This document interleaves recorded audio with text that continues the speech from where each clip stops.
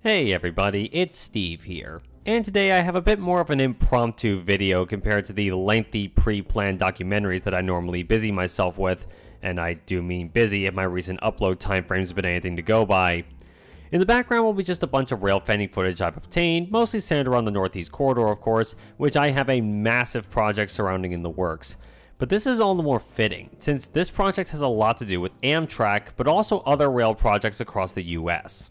Recently, a wave of federal funding grants have been distributed to various projects, and particularly to the FRA's Corridor ID project, which is aimed at finding and establishing new Amtrak services and generally more rail services.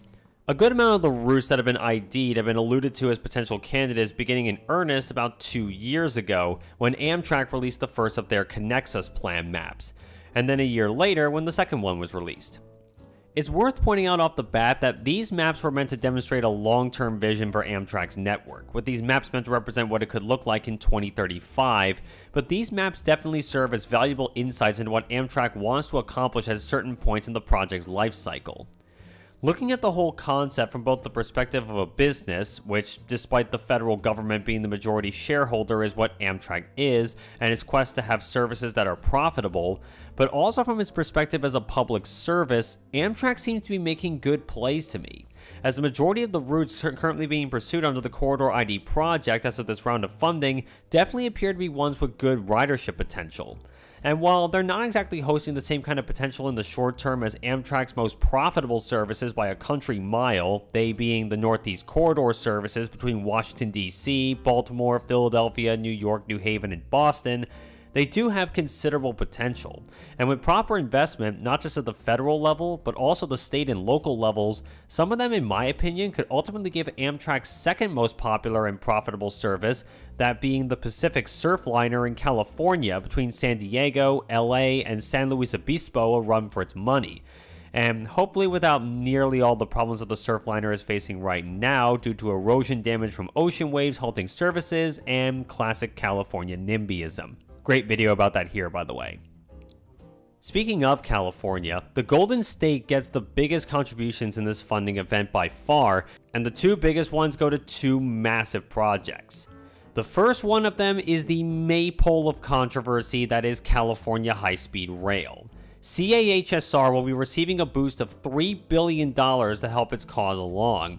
And frankly, it's a good time to do so, since there are a fair few things to think about and maybe even celebrate with this project. No, I'm not even joking.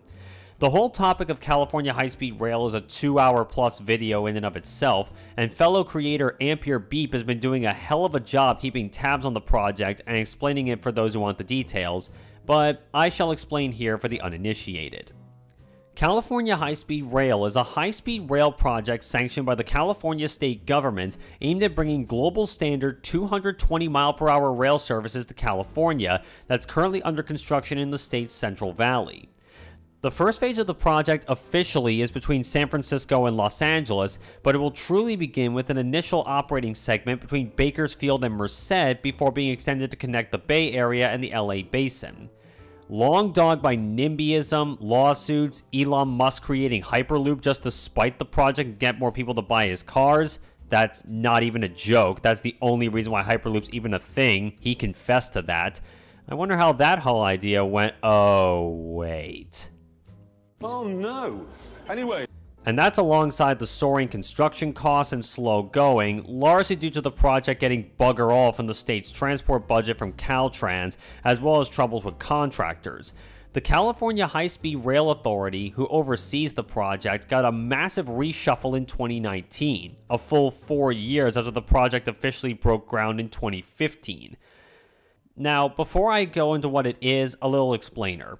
The construction of the Bakersfield to Merced right-of-way is divided into 4 sections, called construction packages, or CPs. And right now, the big thing that people who follow this project are looking at is the completion of the southernmost construction package, CP4. That's right, a portion of the California High-Speed Rail project is going to be complete either by the end of this year or January next year, and track laying is scheduled to take place not long after. Though I will say, if you were to be technical or pedantic, the first part of California high-speed rail was actually completed long ago, and that's the Caltrain line between San Francisco and San Jose, which will also see the beginning of electric services next year with the completion of their electrification of the route and the arrival of their really quite cool Stadler Kiss double-decker EMUs to run their services, replacing the diesel engines and gallery cars that have held sway for the last 40 years. But Caltrain's route will also be used as California High-Speed Rail's northernmost portion of its line, and when the Bakersfield to Merced portion is complete in the late 2020s and early 2030s, San Fran will be more than likely be the first of the major cities to get connected to the high-speed network. That being said, there are a number of issues with using the Caltrain line in its current state for CAHSR, and Banks Rail actually discussed that point in one of his videos. But while far from a perfect idea and far from trouble-free, it does make this section of the project easier overall. But more to the point, while CP4 is nearing completion, CP1 is making progress too. Though it's had more struggles, it's slowly gaining pace back. The problem child, though, is CP23, the middle portion of the route, that's been plagued with change orders and rebuilds and is struggling to find momentum. What is this recent injection of $3 billion to the project going towards? Well, conveniently, it's all laid out. It's going towards the design of the route from San Jose to Merced, a crucial link from beyond the Central Valley to the Bay Area, as well as the extension south from Bakersfield to Palmdale. This will be a good step to actually start utility relocations so they won't get in the way of the future tracks, something the current section still struggles with. Also included is the funding to actually double track the whole initial segment, which apparently they didn't have before. It'll also cover the design of the extensions of the initial segment into Merced and Bakersfield proper, and the construction of the station in Fresno. And as if to put the icing on top, it'll go towards the first 6 train sets that will run the service. Currently, we don't know what the trains will be, but we do know that 3 manufacturers are currently putting their names out there for consideration: Siemens, Hyundai Rotem, and everybody's favorite rolling stock maker these days, Alstom. That last one was clearly sarcastic. Of the 3 rolling stock manufacturers, I see Siemens as the leading contender. Not only do they have a good track record with recent rolling stock orders and have a solid track record for high-speed trains, being the builders of the famous German ICE trains, as well as export models for China, Spain, and even Russia until that became untenable. But they also revealed recently a high-speed train set concept specifically for the North American market, called, with typical American points for showmanship, the American Pioneer 220. While obviously designed more for the second California project that I will get into, its 220 mile an hour top speed makes it evident that this will also be Siemens' foot in the door for the California high-speed rail project too. To top it all off, Siemens has an American rolling stock manufacturing plant in Florin, California, just outside of Sacramento, as well as a second one under construction in North Carolina, which will have more bearing on another project mentioned later. Siemens Mobility definitely has a lot of aces in their cap for sure, but I'm curious to see what other makes can bring to the table. Alstom's pick will most likely be a specialized version of the Avalia Liberty sets, aka the next generation Acela trains for the Northeast Corridor. If there has been a train that has been the dictionary definition of development hell, it's been these things, as I'm reminded every single time I travel into Philly just to see them lined up in the coach yard at 30th Street Station just waiting for Alstom to get their shit together for the last 3 years. Alstom's precarious business situation at current time only amplifies this point. Long and short, Alstom needs major wins and fast if they are to salvage their reputation and not be considered a desperation option. The biggest wild card for me though is definitely Hyundai Rotem. Hyundai Rotem has had a share of success in the US with the Silverliner 5 cars for SEPTA and the RTD in Denver, and bi-level passenger cars for Metrolink in LA and the MBTA in Boston, but they also make high-speed trains for their native South Korea, among a few others, though largely inspired by the TGV trains built by Alstom. Now, one curious thing about them though is that as opposed to the other 2 makes, Hyundai Rotem no longer has a factory in the US, since their factory in South Philly was closed after the last of the Silverliner 5 cars were built in 2016, and a lot of cars that they build now are just direct imports from South Korea. And under normal circumstances, federal funds could not be utilized to buy Hyundai Rotem equipment due to this because of Buy America regulations. However, what shows just how serious interest has spiked in this project, California High-Speed Rail actually got a waiver from the Buy America laws, simply because no American manufacturer or American division of a foreign manufacturer has ever built world standard high-speed trains before. This in turn can make competition from other makes more enticing, as they would not have to shell out additional resources to cater specifically to the project. All in all, this is a significant boon for California High-Speed Rail, and with construction segments nearing completion, it seems we may get positive results here sooner rather than later. So now we move on to the other big project of the West Coast getting funded, which is Brightline West. This is another high-speed rail project, but rather than run by a government authority, this will be run by a private company, Brightline, who are already making a solid reputation for themselves with their higher speed rail operation in Florida between Miami and Orlando's airport. Yeah, I just had to dig at them for that there. And funnily enough, something similar will be happening with Brightline West, which will be running a 186-mile-an-hour operation between Las Vegas and Los Angeles' metro area. By which I mean Rancho Cucamonga. Another $3 billion is going to this project to basically get it kick-started, which is good because the pieces are falling into place for Brightline to apparently fast-track this project, largely due to the fact that the majority of the right-of-way already exists. And that's because over 95% of the route will be situated in the median of Interstate 15, with the main exception being the stations at the ends of the route in Rancho and Vegas. With this supposedly shovel-ready project in place on a $3 billion injection, Brightline West intends to get the project complete by 2028, around the time of the Olympic Games in Los Angeles that year.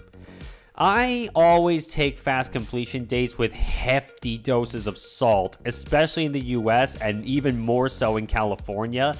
But while I'm not sure if 2028 is a reasonable time frame to be banking on, I can definitely see the reasoning why this one will be faster than CAHSR's current rate. The topic of using highway rights-of-way to build high-speed rail projects is definitely an interesting one and worth researching for consideration for the future, even if it's not totally unheard of and it's something that Brightline might also do for their Florida operations for their future extension to Tampa. And I feel like the ramifications of Brightline from its private ownership to using established rights-of-way to fast-track projects is one to be studied and perhaps examples to be taken. All told, we'll know more about the true pace of this project when the shovels are indeed put in the dirt and construction gets underway, which is likely going to be in the middle of next year. Honestly though, if they go with the American Pioneer 220 sets from Siemens as their trains, which I think is extremely likely since they were tailor-made for Brightline West, and Brightline and Siemens have a strong relationship anyway, I can't wait to ride in that party car. On top of the two big grants, there are a couple of smaller ones as well. The biggest of those is easily the $1.1 billion to restore part of and upgrade the rest of the CSX S line, formerly part of the Seaboard Airlines right-of-way, as part of a bid at improving rail service between Richmond, Virginia and Raleigh, North Carolina, and to improve rail service in North Carolina generally. This will not only involve restoration of the part of the line that was torn up a while ago between Petersburg, Virginia and Orleans, North Carolina near the Virginia border, but also upgrading that section as well as the remaining section from Orleans to Raleigh via Wake Forest to high-speed standards, which I must clarify is not high-speed rail by the international definition. This is high-speed rail by the inferior Federal Railroad Administration definition, which is to say 110 mph sustained speed, maybe 125 if you're lucky. This makes it more akin to what was recently achieved on the Lincoln service in Illinois and even Brightline in Florida, rather than something like California High-Speed Rail, Brightline West, or even the Acela and the upgrades of the Northeast Corridor, which do meet global definitions of high-speed rail.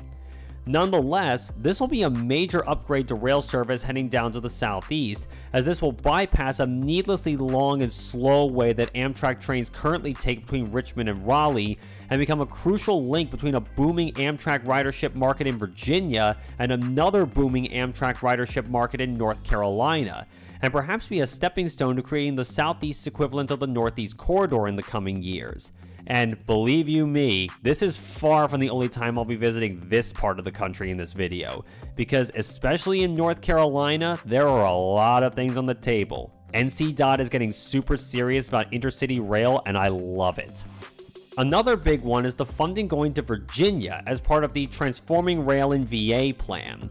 This whole plan is generally meant to improve service between Washington, D.C. and Richmond, as well as the Virginia suburbs of D.C., but given that this section of the line is a main spinal cord for Amtrak services generally, this one is desperately needed.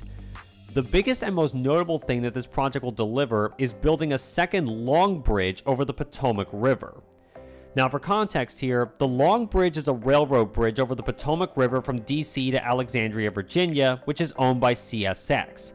That ownership bid is a big problem, because CSX directly limits the amount of trains that can go over the Long Bridge in a day, and being only 2 tracks, this obviously leads to capacity concerns going forward, especially since that not only is Amtrak looking to increase the number of trains heading into and out of Virginia, but also Virginia Railway Express, which is a commuter rail operation going into DC to Manassas and Fredericksburg. This second Long Bridge project and the parallel tracks next to the original CSX line, which will be owned by the Virginia DOT, will be absolutely essential to improving the amount of trains that can be run, while also potentially freeing up capacity for CSX. Not only that, but the state-owned right-of-way makes the DC to Richmond line immensely easier for what every line in the US should do: electrification. Which, by the way, fun fact, the Long Bridge used to be electrified, and now it's not. If only the S-Line had that right off the bat, but I can see that being easier to wire up once the DC to Richmond line gets finished. One last little thing confirmed to get direct funding, though, is the launch of a second round trip of the Amtrak Pennsylvanian service between New York City, Philly, and Pittsburgh. Obviously very good news there, since one train in each direction between my home state's first and second largest cities, picking up the fourth along the way, that being Harrisburg, is just incredibly stupid. I'm sure it's something I'll rant about in the future, but it's a step in the right direction to add this second train. It's also worth noting that this expansion of service was vocally supported by representatives and citizens of the more rural Appalachian communities that the line serves, such as Johnstown and Altoona, rather than the expected suspects of Philly and Pittsburgh. All this goes to show that a desire to have better rail services expanded is a generally agreed upon good thing amongst the American general public. And when properly presented to elected officials who are willing to hear you out, it's more likely to happen than a doomer may have you believe. And that's something that I'll be going into about a few of the corridor ID routes, as a surprisingly large number of them are coming from states and regions that you would expect to be anti-public transit and anti-rail. Hope for us all, perhaps.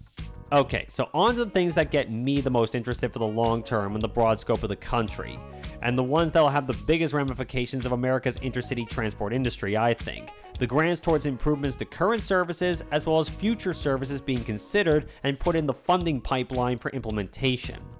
It's worth mentioning off the bat that while the majority of these projects will go towards Amtrak services, there are a few that stand out as being unlikely to be Amtrak services for reasons that'll become obvious as I list them off, and I'll largely do so unscripted from here on out just so things are a bit more fluid. Alright then, let's get into it. Now, full disclosure here, I've collated pretty much all of the major projects being considered into a list that I made on a Google Doc, and mostly derived from a Trains.com article that handily lists them. Now, I obviously go into a bit more detail than the list is, because it was just a list, but let's have a look and see what they all are. Okay, first off is one that I thought was dead in the water after last year, and that's extending a few of the Northeast regional services onto Long Island going to Ronkonkoma, New York.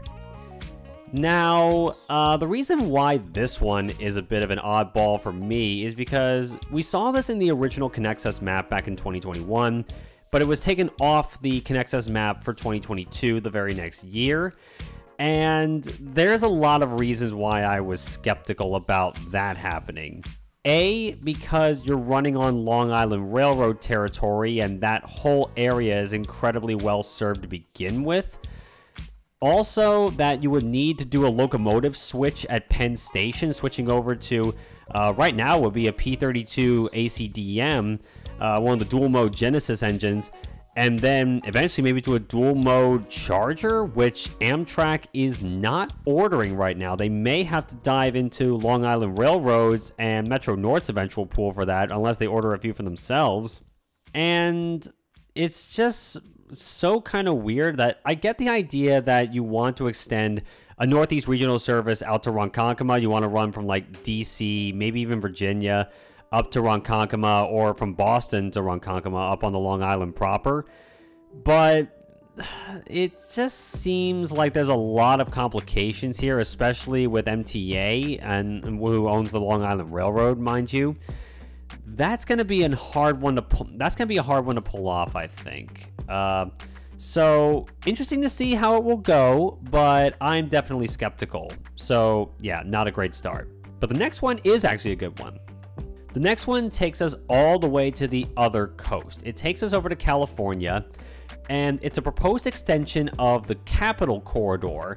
Right now, for those who don't know, the Capital Corridor is an Amtrak California service that runs between San Jose and Auburn, California. It serves the capital region of California, basically around Sacramento, and it also serves places like Oakland. It serves a bunch of cities in the Bay Area, but it doesn't go to San Francisco proper. But that's what this whole idea is looking to do. So the thing about this one is that the only way that this can actually work going to San Francisco itself is to send it up the Caltrain line, which is going to be difficult both in the near term and in the long term for two reasons. One, the Caltrain line is going to be very, very, very busy. With the new electrification plan that they have starting next year, they plan on running a lot more service on that line than they do currently. And that's to say nothing of at least maybe a decade down the line when California high-speed rail finally reaches the Bay Area. That's going to make the situation even more insane, because not only are you going to have Caltrain to negotiate, you're also going to have the California high-speed rail trains you're going to have to negotiate there. So the extension from San Jose to San Francisco, already a bit of a question mark, but the rest of it is actually good. The rest of it extends from Auburn, California, all the way, not just into California. Auburn, for those who are not very familiar with the geography of California, Auburn is just past Sacramento, just to the northeast. But this idea sends the Amtrak Capital Corridor service all the way across the Sierra Nevada mountains to Reno, Nevada. Yeah, they plan on extending this one to Nevada. I really like that idea. Reno definitely needs more train service. Nevada in general needs more train service. Thankfully, we're getting that with Brightline West down south. But the Capital Corridor going into California, that is going to be a major boon here, because it would basically supplement the California Zephyr. And being the Capital Corridor gets a decent amount of services per day. If that were to hold true going over the Sierras, at least for a few of them, that is going to give Western Nevada, Eastern California, that is going to give them a lot more service and definitely a lot more ridership opportunities. So I'm definitely happy with that. It's not going all the way to Salt Lake City, but frankly, I wouldn't expect that in any case. And frankly, you may need a bit more to encourage people to do that, especially in Utah. Utah already does a great job with their public transport services in Salt Lake City and that general area, with something like Front Runner and a whole bunch of other with their light rail services, for example. They do a very good job, but extending intercity rail, that may take a whole different commitment from the Beehive State. Moving all the way back over to the East Coast yet again, is a proposed extension of the Downeaster service from Rockland, Maine to Brunswick, Maine. Now, the Downeaster is an Amtrak service that runs out of Boston. It runs out of Boston North Station, basically following some of the MBTA lines that go north, the former Boston and Maine lines. And they go through Portsmouth, New Hampshire into Maine. And right now they stop at Brunswick, Maine, I should say. Brunswick is the end of the line for that route. and they want to extend this to Rockland, which is another major town in Maine. Now, the interesting thing about this one, the Downeaster is a good service. It runs a decent amount of trains per day. This one, though, the Maine Department of Transportation actually had a interesting idea. I actually alluded to this in one of the videos I made, my video on the Westchester line towards the end. I alluded to the idea that the Maine DOT wanted to run what they call a light commuter service between Brunswick and Rockland to sort of supplement the Downeaster. And the way they wanted to do that was by bringing in Bud RDC cars from the 1950s from a tourist railroad in upstate New York. So they wanted to bring those cars in and run them as basically a shuttle service between Brunswick and Rockland.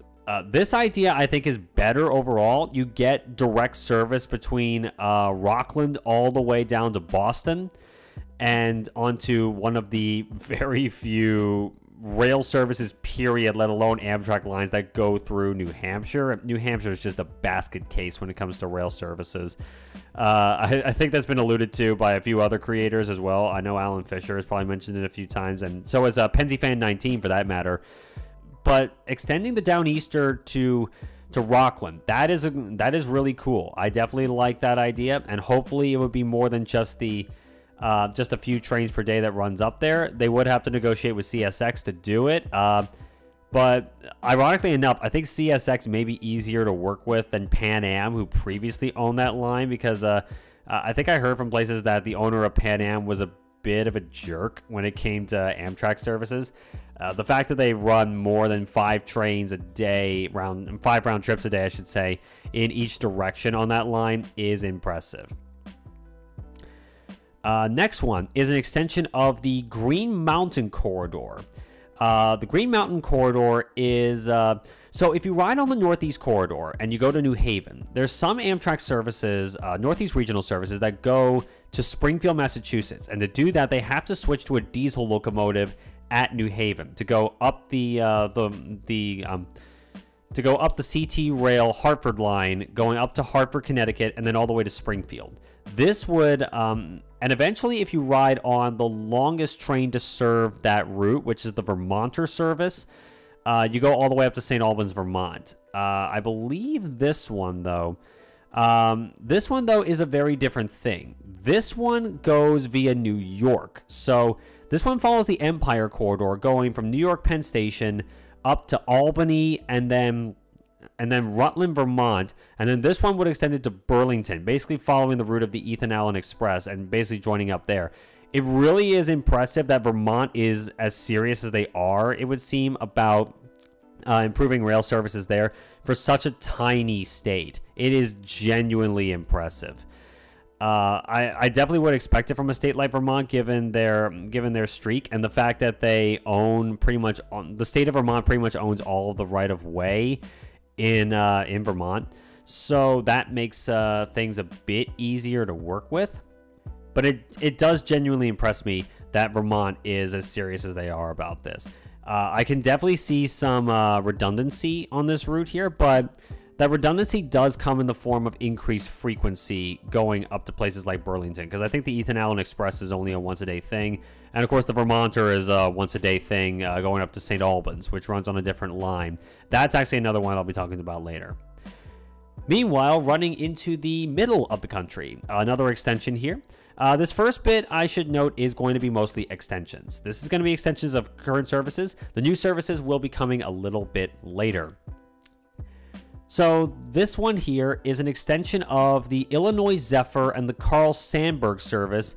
That is an Amtrak service that runs out of Chicago. It runs along, I believe it runs along the Metra BNSF line going out towards Quincy, Illinois. They want to extend this one over the Mississippi River into Hannibal, Missouri. Definitely, I think, a pretty cool thing. I imagine Hannibal has been missing a decent rail service for quite a while, especially since the Burlington route Zephyrs kind of bit the dust. So this one definitely really good. I love a lot of the stuff that Illinois is looking into.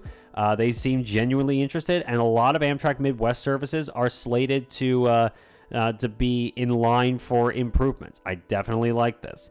I'm hoping that the Illinois Zephyr and the Carl Sandburg do increase their frequency, though. I think it's definitely one of the lesser run trains on a daily basis in the Midwest compared to something like the Lincoln Service and the Hiawatha that we'll talk about later. Another one, this next one, by the way, is actually pretty interesting. This one is coming from an area that you really would not expect to be sort of a rail-friendly place. That is Texas and Oklahoma and Kansas. This is an extension of the Heartland Flyer, which is an Amtrak service running between Fort Worth, Texas, and Oklahoma City. They want to extend this one to Newton and Wichita, Kansas, and sort of connect with the Southwest Chief from there. So this one is definitely a bit of a surprise. I was definitely not expecting a place like Oklahoma, I mean, to be this interested in intercity rail service beyond going down to like Fort Worth. I've also seen that a lot of people in Kansas, particularly in like Wichita and Newton, they definitely seem interested in this service, and they're sort of the big pushers for this. They want a service down to Texas. Definitely good. I want to see a lot of old routes in the Midwest come back, and at least see extensions. This could be a good thing.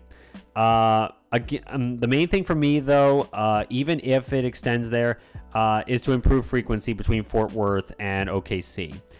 That service, I know it probably doesn't get much from the Texas and Oklahoma DOTs, but that service, I think, could be a really good one if you improve the frequency and maybe even upgrade the track as well between OKC and Fort Worth. If you were to do that, I think that could be a major, major boon for the Heartland Flyer and for rail service in the Mid-South to begin with. Staying in the Midwest, the next one is an extension, again, of the Missouri River Runner.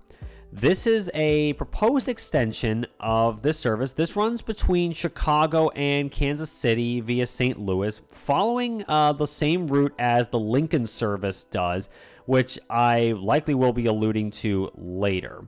Actually, I believe I am going to be alluding to the Lincoln service later. This is going to be running beyond Kansas City, staying in Missouri, though. It's not going to go over the border into Kansas.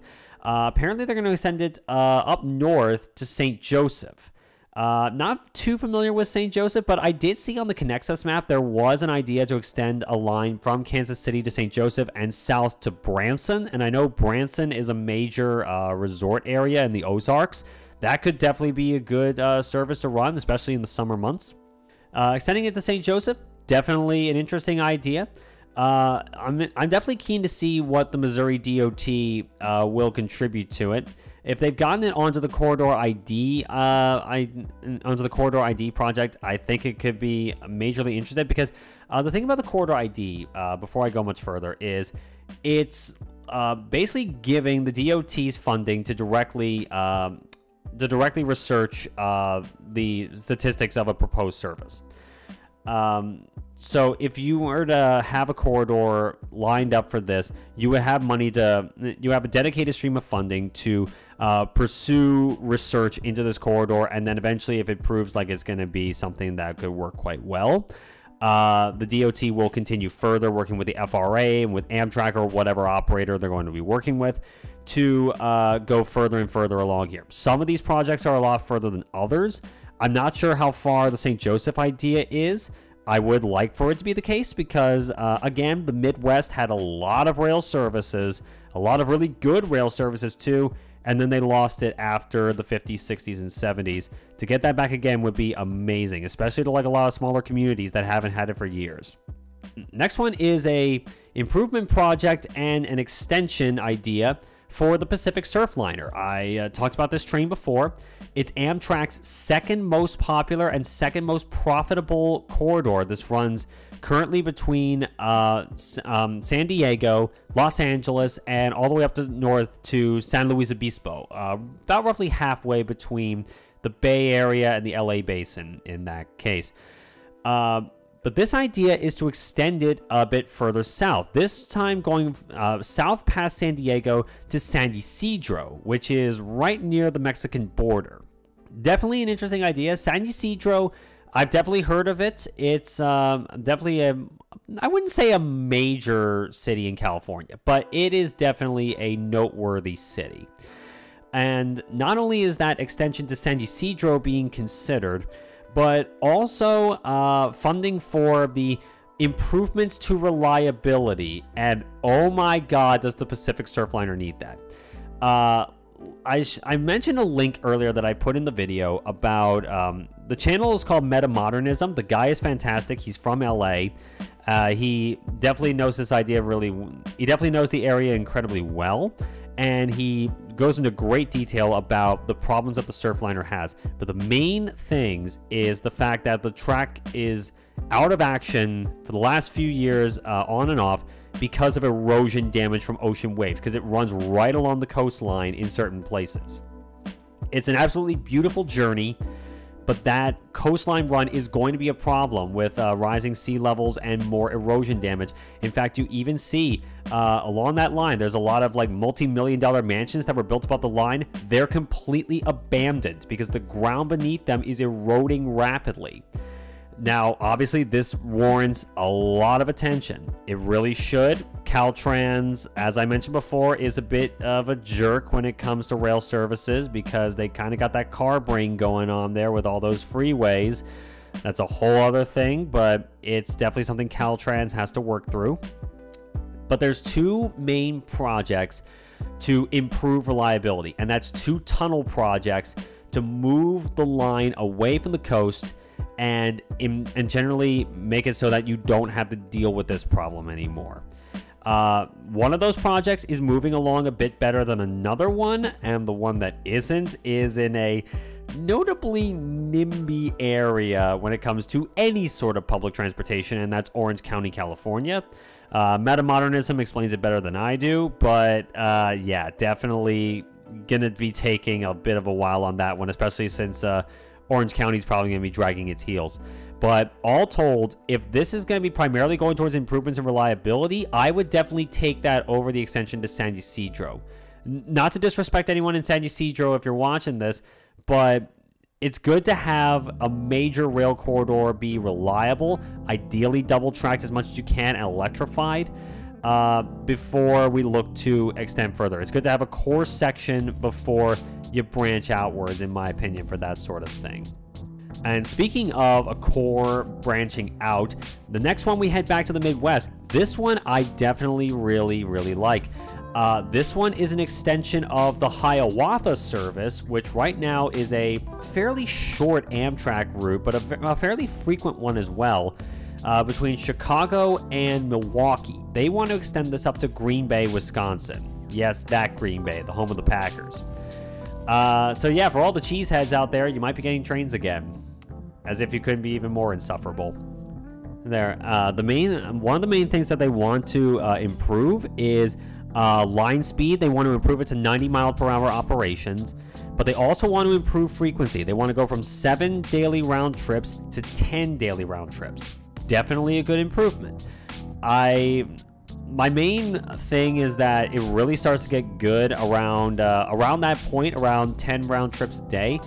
Ideally, I'd say 13 to 16 if you can at all make it possible, but that is definitely a good improvement. And if you have some of those trains going further up north to Green Bay, that would be fantastic as well. Maybe you get like, I'd say at least 5, maybe 7, maybe even all 10. That'd be fantastic.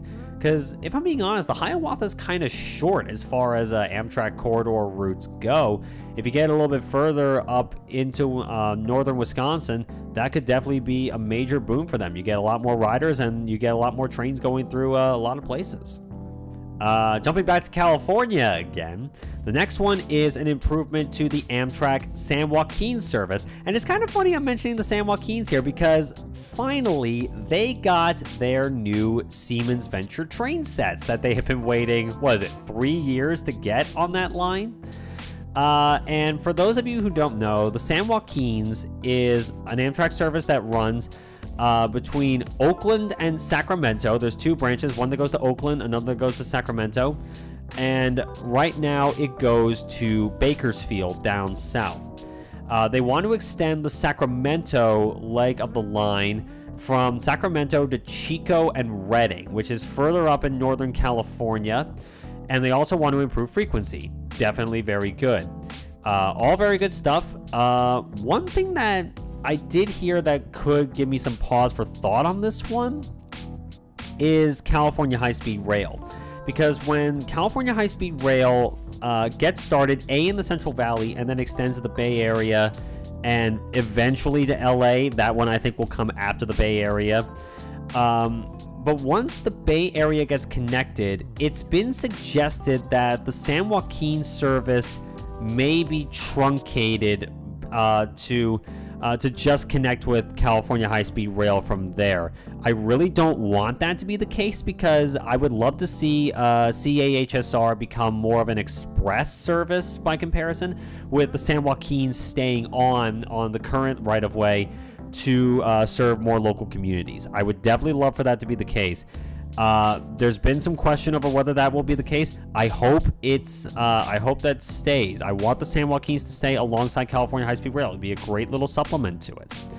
Especially since Caltrans actually seem to do something, and they got the new trains that they wanted for the San Joaquin service. I'd hate for those trains to be being shipped off to other places only a few years after its introduction, especially since those trains are kind of bespoke.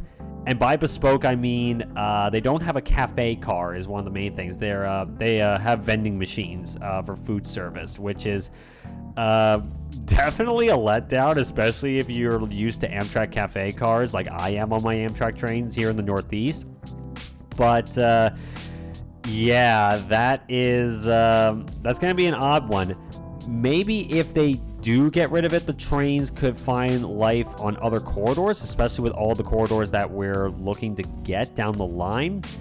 But on the whole, I definitely want California to get more rail service. That is definitely going to be a big step towards not only clearing up the complete cluster that is all of the freeways in California, but also to improve their climate situation, because they got pretty lofty climate goals, and Caltrans is currently screwing them over right now. And improving rail service and getting California High-Speed Rail online, that is going to be absolutely vital, and it's going to be a major boon to California at large. Moving back to the East Coast is actually a service I alluded to earlier. It's the Vermonter. So right now, the Vermonter is a one daily round trip Amtrak service that runs between Washington, D.C. up the Northeast Corridor. And then when it gets to New Haven, it switches to a diesel locomotive. It runs up the Hartford line, up to Springfield, and then up into both New Hampshire and Vermont. And it goes up to St. Albans, Vermont. Now, St. Albans is a town about, gotta be less than 20 miles away from the border with Canada.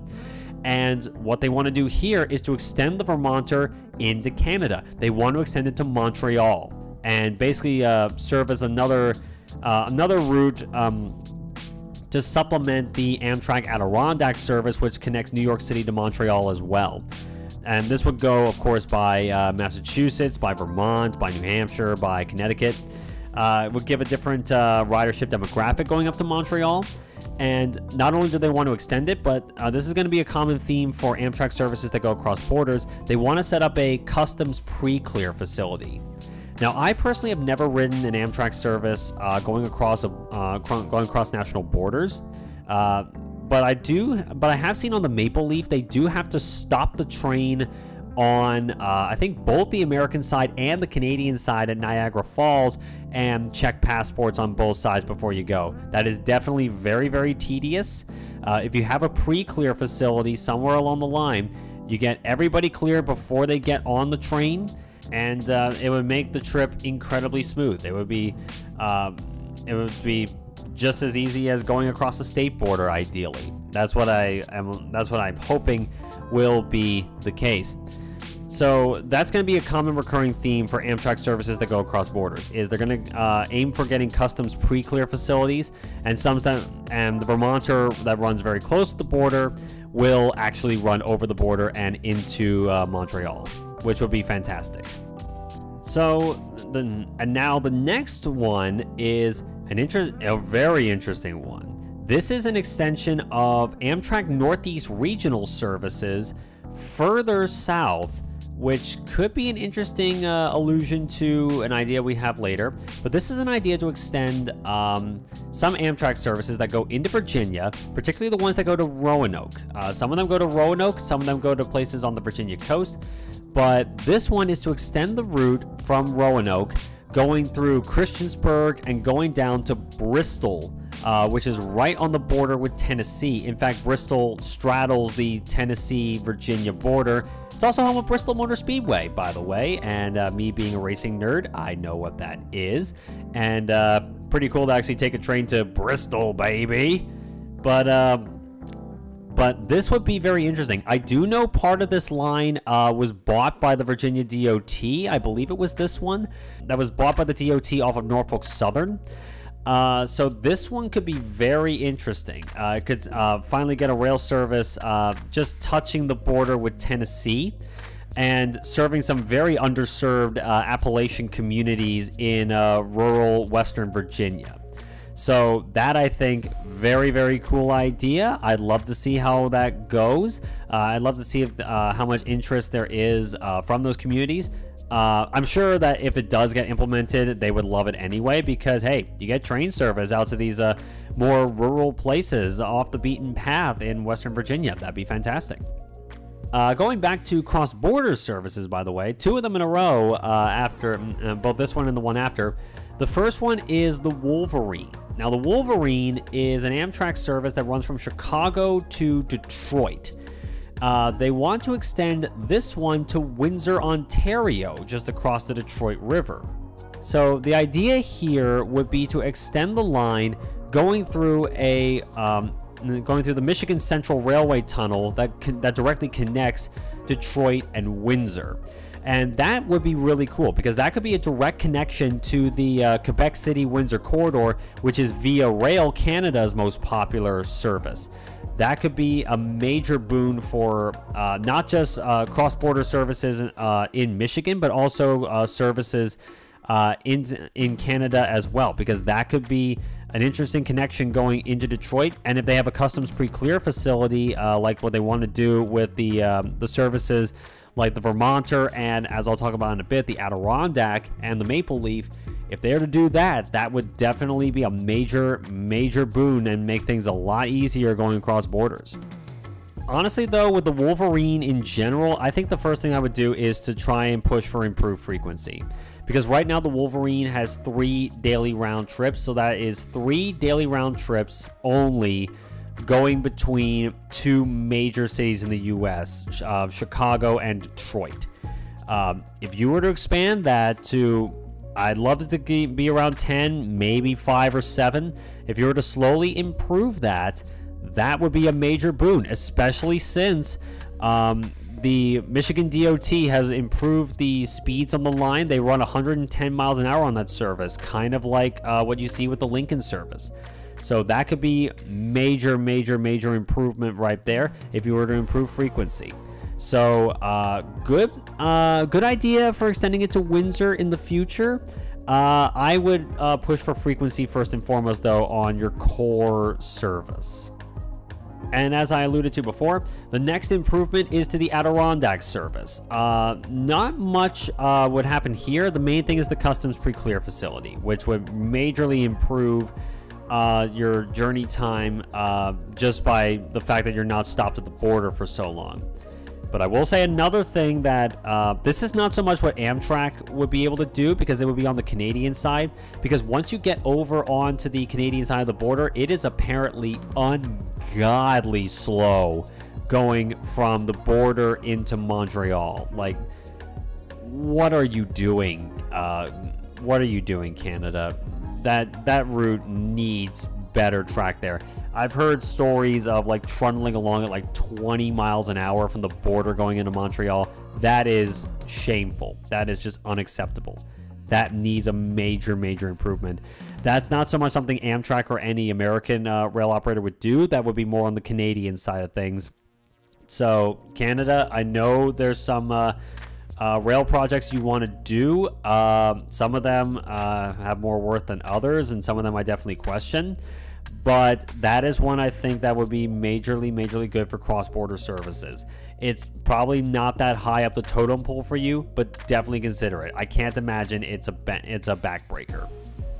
Moving on now to the Pacific Northwest and an improvement to the Amtrak Cascades Corridor. Now, the Cascades Corridor runs between Eugene, Oregon, and it runs to Portland, Seattle, Bellingham, and Vancouver, British Columbia on certain trips. The core of the route is, of course, between Portland and Seattle. The idea here is one that I've been pushing for a few of these: frequency.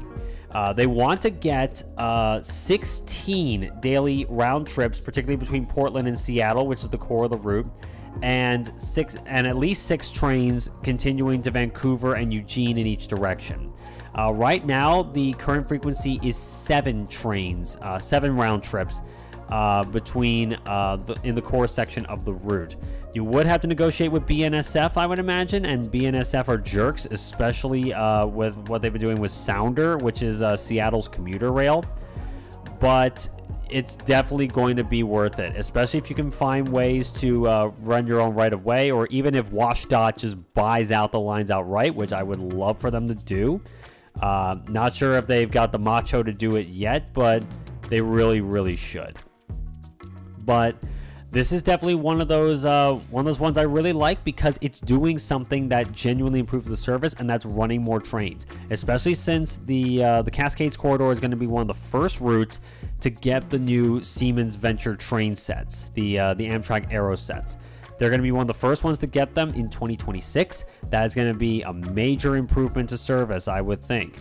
So, getting that to improve service to 16 round trips, especially on the core of the route, that would be amazing. And especially for the Vancouver, British Columbia stuff, and especially for the trains going to Vancouver, if you have customs pre-clear, again, that would improve the service overall. You find small little improvements and new equipment, and you are going to be having major improvements to the Cascades Corridor. I think that's going to be a major boon there. It's going to be a booming ridership market if they manage to improve it like that. Right now it's like the 8th busiest corridor on Amtrak's system. That should improve drastically with improving service frequency and improving speeds on the line, if you can at all do it. And now here's one that I honestly didn't know was up for consideration, and this is one of the ones that will not have anything to do with Amtrak. This is in Alaska. It's improvements to the Alaska Railroad's main corridor that runs from Seward, Alaska to Anchorage and then all the way up to Fairbanks. I haven't been able to dig up too much about this project. It's definitely going to be like track improvements. I would imagine like to clear bottlenecks, maybe double tracking on certain areas, and hopefully that could get not just better freight service, but also to improve passenger service in Alaska. That would be fantastic. It's going to be the Alaska Railroad that, of course, runs it. Amtrak has never run in Alaska before. But if you were to have not so much, because right now the Alaska Railroad runs a more tourist-oriented train from Anchorage to Fairbanks, going through Denali National Park. Generally considered to be one of the most beautiful train journeys, period. But if you were to have a more utilitarian train service, at least between Anchorage and Fairbanks, maybe going down to Seward and serving a lot more rural communities, that would be a major lifeline to a lot of more rural communities in Alaska. And improving like public services in rural places, that is definitely something that I will always support if we can at all do it. And I hope the Alaska Railroad can get this together and to improve the service, because Alaska needs trains. It needs like a lot of good public services for its rural communities. This one definitely has my seal of approval. So the next one is actually tying back to the S-Line, which is one of the main funding grants that I alluded to. This would improve the Carolinian service to run along the S-Line instead of along the much slower route via Selma going from Washington, D.C. to Charlotte. The service starts in New York City, actually, but it runs down to Charlotte, North Carolina. This would be a major improvement to journey times because I believe it's like a 12-hour trip between Charlotte and New York City. And the reason why is because of that very slow section past Raleigh where you're outside of NC DOT territory, you're getting held up by freight trains. And if you were to run it along the S line, which NC DOT is really putting efforts for, and it's getting $1 billion in federal funding to renew a long lost section of the route and to improve it generally to 110 plus mile an hour operations, that is going to improve the Carolinian service dramatically and any future service to the southeast. That is going to be major, absolutely major. I'd love it if the Carolinian got better frequency, but I think with the S line coming online, that's going to make the cause of improving service from DC to Charlotte a lot easier. And now for the next few, we stick to the Midwest for is an improvement to 4 different services all at once, and I think I have an idea of what it may allude to. It's improvements to the Illini and the Saluki, which runs along the old Illinois Central Main Line from Chicago to Carbondale, Illinois. And improvements to the Pere Marquette service, which runs between Chicago and Grand Rapids, Michigan. Improvements to the Blue Water service, which runs between Chicago and Port Huron, Michigan. And improvements to the Lincoln service, which runs between Chicago and St. Louis, which I actually alluded to earlier. Now, what I'm thinking of here is I imagine most of it is going to be service improvements, because if I look at something like the Lincoln service, which the Illinois DOT has really been touting as like a high-speed operation because they got to 110 miles an hour, it only runs 4 round trips a day between Chicago and St. Louis. That is definitely a route that I think you could do what they're planning to do with the Hiawatha. You could definitely run 10 trains a day there. You'd have to argue with Union Pacific, and you probably have to double track a lot more of that line that currently exists, and is dealing with a freight railroad that's going to be costing a fair bit of change, perhaps, because Union Pacific has a bit of a bad reputation when it comes to working with Amtrak. But that sort of service between Chicago and St. Louis, that is going to be absolutely essential to improve. Improve service improvements, improve service reliability, especially with new trains coming online. That's going to be very important. The 2 Michigan services, the Blue Water and the Lincoln service, the Blue Water and the Pere Marquette, I should say. But yeah, but they definitely need better service. The Pere Marquette is only 1 round trip a day. That is ridiculous. And the same is true with the Blue Water service as well. The Blue Water only runs 1 round trip a day between Chicago and Port Huron. That is, again, I think the main thing there is to improve frequency and also improve the right-of-way as well. But I also think that these service improvements could well be at the core of the Chicago hub. The Chicago hub is a massive topic for another time, but it's basically going to make Chicago a proper rail hub for like regional services in the Midwest and perhaps future high-speed services. It would allow for through running at Union Station. A lot more trains could run through Union Station because Union Station is probably underutilized because of its own shortcomings right now, but there's projects to improve that.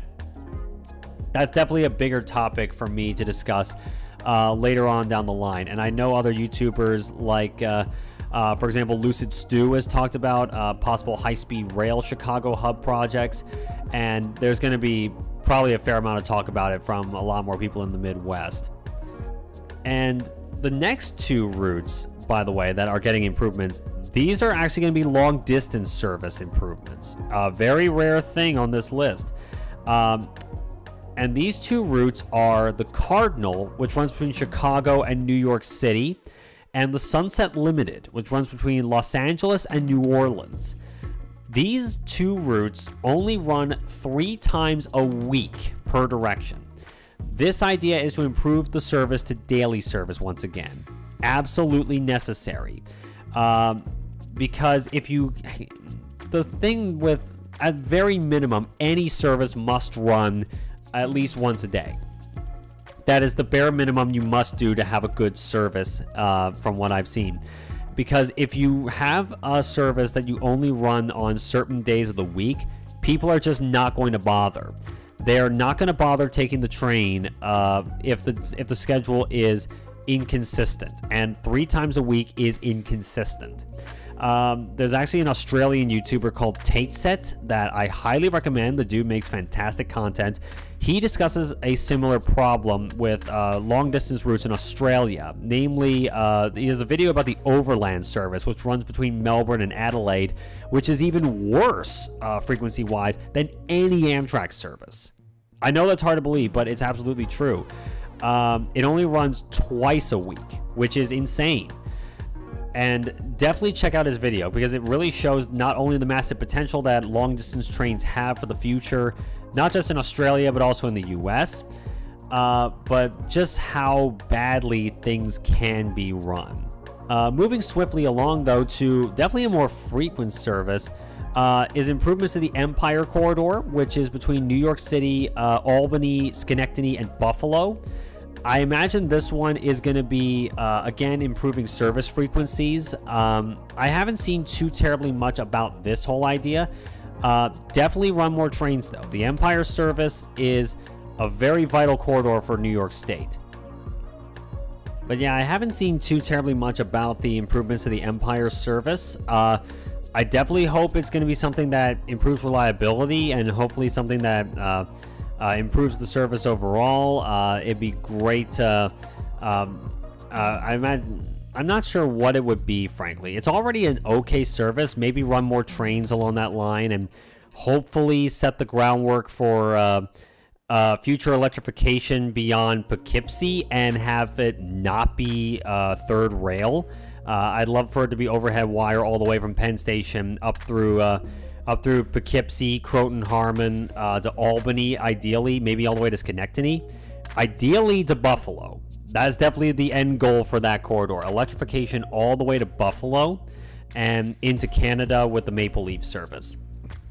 So, I'm not sure what it would be. If any New Yorkers who are more in touch with this project, if they know what's going on here, feel free to let me know. I would love to hear it. But this next one here I definitely know a bit more about. It's improvements to the Hartford line. I've alluded to this line a few times already with the Vermonter, but the Hartford line runs between New Haven, Connecticut and Springfield, Massachusetts. It's already served by a few Northeast regional trains that switch to diesel power at New Haven and then go all the way up to Springfield. It's also served by an Amtrak shuttle service between New Haven, Hartford, and Springfield, and also by CT Rail, which is run by the Connecticut Department of Transportation. And they actually coordinate with Amtrak to run the same tickets on the Amtrak services and the CT Rail services. So for all intents and purposes, CT Rail and Amtrak are the same thing on that route. This one I definitely know a bit more about. They've improved the speeds on the line to 110 miles an hour, but it's single-tracked in some places, especially north of Hartford. This project intends to get rid of single tracking. They want to double track it all the way up to Springfield, and especially in a bid to improve service reliability and frequency. That would be fantastic, especially as like an auxiliary to the NEC going up to Massachusetts. Because what you could do, you could run to Springfield and then run certain services along to Worcester, Framingham, and then into Boston South Station following the MBTA's Framingham-Worcester line. Definitely an interesting idea, and especially this is one of those routes that I think would be incredibly easy to put up the wires. That would make service incredibly better in pretty much every conceivable way. It'd be cheaper to run, the trains be faster, you could run multiple units on that route, especially with the CT Rail stuff. You could get more Kawasaki M8s for the route rather than relying on diesels. And it would eliminate the need for a locomotive change at New Haven, which already is a bit of a time consumer. So on the whole, great stuff. I do know the electrification stuff is being considered, not just for the Hartford line, but also the Danbury branch and possibly even the Waterbury branch as well on Metro North, which all in all be fantastic. Connecticut, if you can do that, you may restore my faith in you yet again to get rail services improved in the Constitution State. Definitely do that. Getting towards the end of the improvements, Next one is improvements between Chicago and Indianapolis. I imagine that this is mostly going to be geared towards improving service on the Cardinal, but this could lead to something very interesting. So for those who don't know, there used to be an Amtrak service between Chicago and Indianapolis called the Hoosier State. It has a very interesting history. It takes me a little bit while to go into. But the Hoosier State was canned because the Indiana DOT didn't want to fund trains. Yeah, Indiana is definitely one of the weirdest states out there when it comes to transportation, in not very good ways, I will say. But if Indiana's DOT is looking to do this could well allude to a return of the Hoosier State service between Chicago and Indianapolis. That would be amazing, especially if you run multiple round trips a day between those two cities. You could actually get a fair amount of ridership, I would imagine, between Chicago and Indy. That would be amazing, and maybe even extending it down to Louisville, which I'll actually get into later. But Indiana definitely needs more trains. It can't be just the South Shore line up north, which I imagine that they run only begrudgingly because it's a vital service, and people up there would be pissed off if we got rid of it. So yeah, definitely interesting they want to improve that. Shows that there could be hope for us all if one of the most anti-rail states out there is interested in trains. Now I'm looking at New Hampshire to follow suit. Wink, wink. Improvements of the Keystone Corridor is the next one. This is the route following the old Pennsylvania Railroad main line between Philly and Harrisburg. This is the electrified segment of it where the Keystone service runs. They run services between Philly, Harrisburg, and New York City using push-pull sets. So this one, I'm not sure what they want to do specifically, but I imagine track improvements would be a big thing, especially going beyond Lancaster and going past like places like Paoli. It's going to be, I imagine it's going to be an improvement, especially since SEPTA wants to extend service on the Paoli-Thorndale line, which this route is on, out to Coatesville. I can imagine service improvements to be made here. Hopefully frequency. It's already a fairly popular service. Frequency and reliability definitely would be great improvements here. I'm not sure exactly what they want to do. I'm yet to dive into the documents on it. But improvements to the Keystone Corridor, great. Now just electrify the whole of the old Pennsylvania main line to Pittsburgh. I will be insanely happy. Definitely not happening for a little while, but that is the end goal for me. And that will wrap up the improvements to the current services. Next up, we have the Corridor ID program and its routes. And oh boy, are some of these going to be interesting ideas. And frankly, I don't think there's a better way to start off this list than one that I'm actually kind of excited about quite substantially. And that is the proposed service extensions in North Carolina. And by extensions, I do mean plural because, yeah, it's pretty much all of them. So, yeah, where did all this come from? Well, North Carolina actually has a very popular Amtrak service called the Piedmont. This service runs between Raleigh and Charlotte, serving a lot of major cities such as Durham, Greensboro, Lexington, Salisbury, and Kannapolis.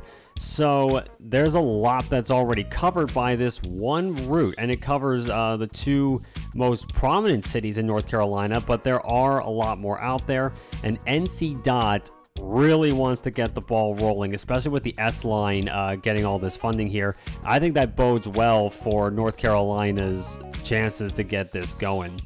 So right now, 4 routes are considered corridor ID routes. There's a branch off of the Piedmont route at Salisbury going to Asheville in the west, a line between Fayetteville and Raleigh, a line between Raleigh and Wilmington on the coast, and a line between Raleigh and Winston-Salem, which I'm kind of surprised isn't served by the Piedmont already. This definitely will be quite a booster to the Piedmont service and to pretty much rail travel in the Southeast in general. If you have this very strong corridor like North Carolina has and these spurs going off it, I think that's going to be a massive ridership market. And I think it could be one of the central pillars in a future Southeast corridor, one that could run between, at the very least, between Washington, D.C. and Atlanta, going through Richmond, Raleigh, Charlotte, all the way down through Greenville, South Carolina, and Atlanta, maybe even down to Florida. You can extend it down to Jacksonville, and maybe have a second route along the coast to places like Charleston, South Carolina, or Savannah, Georgia. You have a lot of options on the table. Frankly, the latter one kind of already exists in the form of the Palmetto. But if you were to have a boost like this, you have a major corridor to build off of. I think the Southeast could easily become the next massive railroad market to expand passenger services into. And Brightline is already taking an interest, apparently. So it's good for Amtrak to get the ball rolling on this one, especially with NC DOT looking to really get things rolling here themselves. So North Carolina, fantastic on you. I want all these routes going.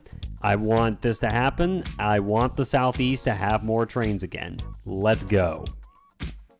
Next up, we got some more of the individual routes, but we're sticking in the Southeast for these first few.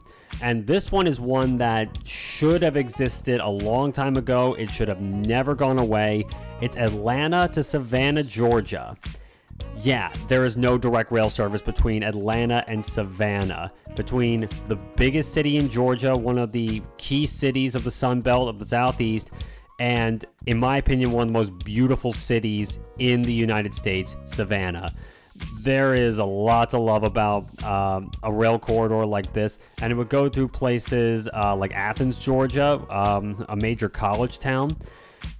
You have a whole lot of opportunity here in the Southeast, and it's just incredible untapped potential. Atlanta to Savannah, I think, is one of the key indicators of this, along with the next route that I'll be talking about. But yeah, have this happen, run at least 10 trains in each direction. That could work today. That would be amazing. The Southeast, a Southeast corridor like this could be a major gap filler and a major service booster to a lot of routes. Sticking in the Southeast once more, this time going north from Atlanta, a line into Tennessee between Atlanta, Chattanooga, Nashville, and Memphis. Yes, absolutely yes. We gotta have the Chattanooga choo-choo be real. It should not be just a folk song confined to memory. Plus, Chattanooga, I remember going to Chattanooga as a kid. It's an underrated city, I think. I personally really like that place. And especially the big thing for me is a rail service between Atlanta and Nashville. Again, Atlanta is underserved by rail in general. I think it's just the Crescent that goes through Atlanta. That's like the only Amtrak service, I think, unless I'm missing one. And then and Nashville, and right now Nashville, at least you have the Music City Star or WeGo Star or whatever you want to call it. But other than that, you've got bugger all there. You have absolutely nothing, not just in intercity rail or even commuter rail. You just have that one line, which is something at least, but you've got nothing in terms of public transit. And granted that there's a long twisted story about that, and it has to do with certain political players flexing their money around with oil interests in particular. But especially, like, oh my God, Nashville needs trains. It needs more commuter rail. It needs intercity rail. This line between Chattanooga, Atlanta, and then to Memphis. Memphis definitely needs this. At the very least, Memphis is served by the City of New Orleans service. That's something. You have an overnight train to Chicago and New Orleans going through your backyard, but oh my God, you need something for Tennessee. The Volunteer State definitely needs a lot more trains. And if you connect this up not just to a future state rail system for Atlanta, but also the one for North Carolina, oh my God, the Southeast could be amazing for rail. This could be like the cornerstone of the South rising in terms of rail transport, pun possibly intended. So yeah, Definitely do this. I'm really hoping that Tennessee's DOT is as serious as they're making it out to be. Apparently, the biggest mover here is the city of Chattanooga itself, which surprises absolutely nobody. That city, aside from its Civil War history, it is a city whose legend is built around trains through a long-lasting folk song. But yeah, you need rail service in the Southeast. This would be, if not close to perfect, it's one of the perfect routes to pick. Definitely do this.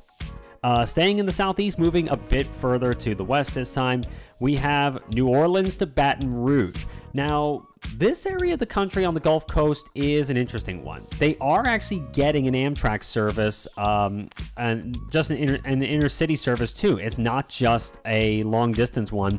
Right now, New Orleans is served by, of course, the city of New Orleans, going from Chicago, going out of New Orleans to Chicago. It's served by the Crescent, which runs up to New York City through Atlanta and Washington, D.C., and it has the Sunset Limited out to Los Angeles. So in terms of the big long-distance rail, New Orleans is definitely rather well served in that regard by comparison. But it has absolutely nothing when it comes to what most countries will call intercity rail, which is rail service to cities that are less than a day trip away.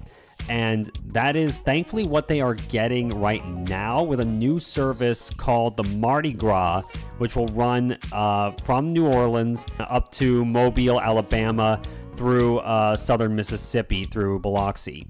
So that is a major step forward for the Gulf Coast in general, because they haven't really had anything since the Sunset Limited was cut back to New Orleans after Hurricane Katrina. So you have a lot of potential here in the Southeast, and building off of a route to Biloxi and Mobile, a line to Baton Rouge would be great. Obviously, there's a lot more opportunities for Louisiana. You could, including one that I'll be mentioning a bit later, up in the north of the state. But this is definitely good. You link the biggest and most famous city of Louisiana to its state capital. I'm definitely on board for that. I'm definitely hoping that Louisiana's DOT is serious about this, especially since New Orleans is one of those cities that has a rail legacy, especially since it is home to literally the oldest streetcar line in the entire world. Oh my God, you definitely need to build off of that. There's a lot that can be had in the Gulf Coast. With New Orleans as its hub, that could be an amazing rail system years, decades down the line. The next one we have is Boston to Albany. Now, technically, this one already exists. It's the route of the Boston leg of the Lakeshore Limited. Now, for those who don't know, the Lakeshore Limited is a overnight Amtrak service from New York City and Boston to Chicago. Now, I said two starting points there. How does that work? Well, one half of the train starts in Boston, the other half starts in New York City. The two halves of the train couple together at Albany, and then they continue onwards to Chicago. And coming back, same idea applies, just in reverse. The full train leaves Chicago. At Albany, it splits up. You have to be in your right car, or else you're kind of hosed. But you go to Boston, or you go to New York City. But this idea here seems to be creating a service that is just specifically for Albany to Boston. So the idea here, Massachusetts has really been pushing for more rail service as well. Their current government is very supportive. They may not have the best execution, but at least they have the motivation to do it. So the idea is sort of one of the main crosses in what they call the Compass system. And the hub of it all would be Springfield, Massachusetts. It would be where the Hartford line that goes down to Hartford and New Haven, Connecticut, that would be where that terminates. And if you go to the east, you follow the what becomes the MBTA's Framingham-Worcester line through, obviously, Worcester and Framingham, going through Back Bay and into Boston South Station. Then in the west of the state, you would be heading all the way out across the state line and to Albany. So this is definitely a very good intercity corridor. There's a lot of good places to serve here with intercity service. There's a good commuter rail service from Worcester into Boston to augment it. And it could be a really good backbone for Massachusetts rail operations, because one train a day between Albany and Boston, come on, that should be at least 6, in my opinion, anyway. So there is definitely a lot of potential to be had here with Boston to Albany. If you present yourself a viable option, and hopefully the MBTA begins its electrification project and not try to go the El Cheapo route by having battery trains with in-motion charging, just wire up the whole song and dance. I mean, come on. The whole idea is just... I mean, it technically could work, but being real, it's just a half measure. You need to wire that stuff up, especially if the Hartford line gets electrification down the line that CT Dot wants to do. Like Boston, Massachusetts, you really have to follow suit on that. That is going to be a major corridor going forward, and it's going to be a major booster to the Northeast corridor as well. Moving now to the Midwest, to a lot of routes going out of Chicago. 3 of them in a row that I have here. The first one we have here is Chicago to the Quad Cities.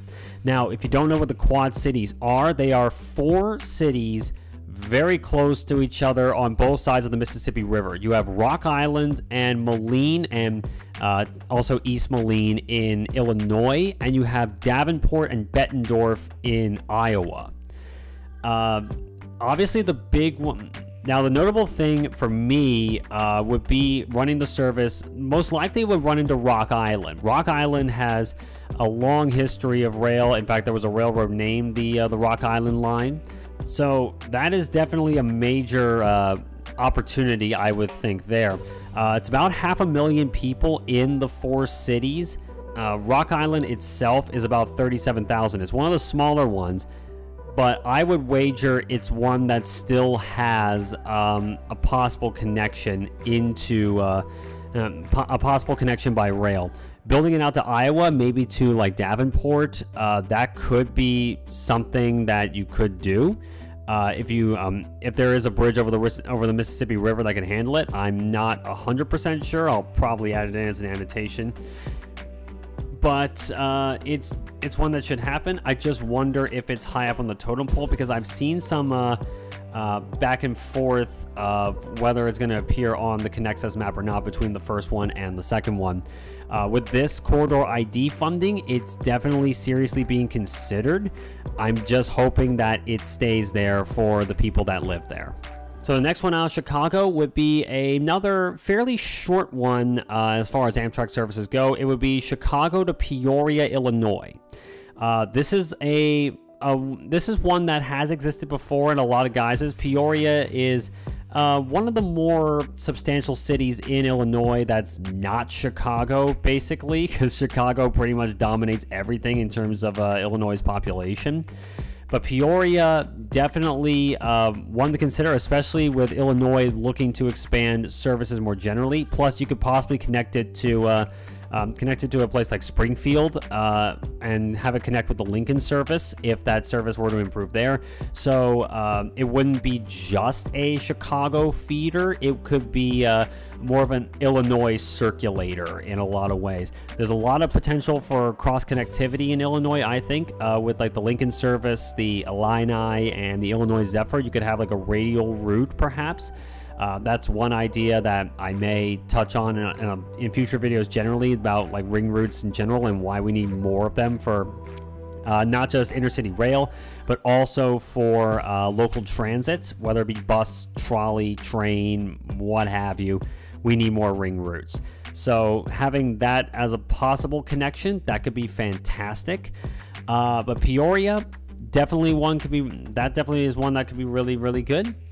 But the last one of these 3 that I have listed here out of Chicago is the one that excites me the most.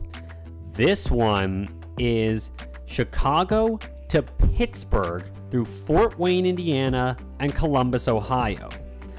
Now, if you are a historical railroad foamer, at least if you're from my neck of the woods, those cities may sound familiar to you, especially since beyond Pittsburgh, there's a certain line that already exists that goes to my home city. If this were to come through, Chicago to northern Indiana would have rail service, but so would Columbus, Ohio, and Pittsburgh.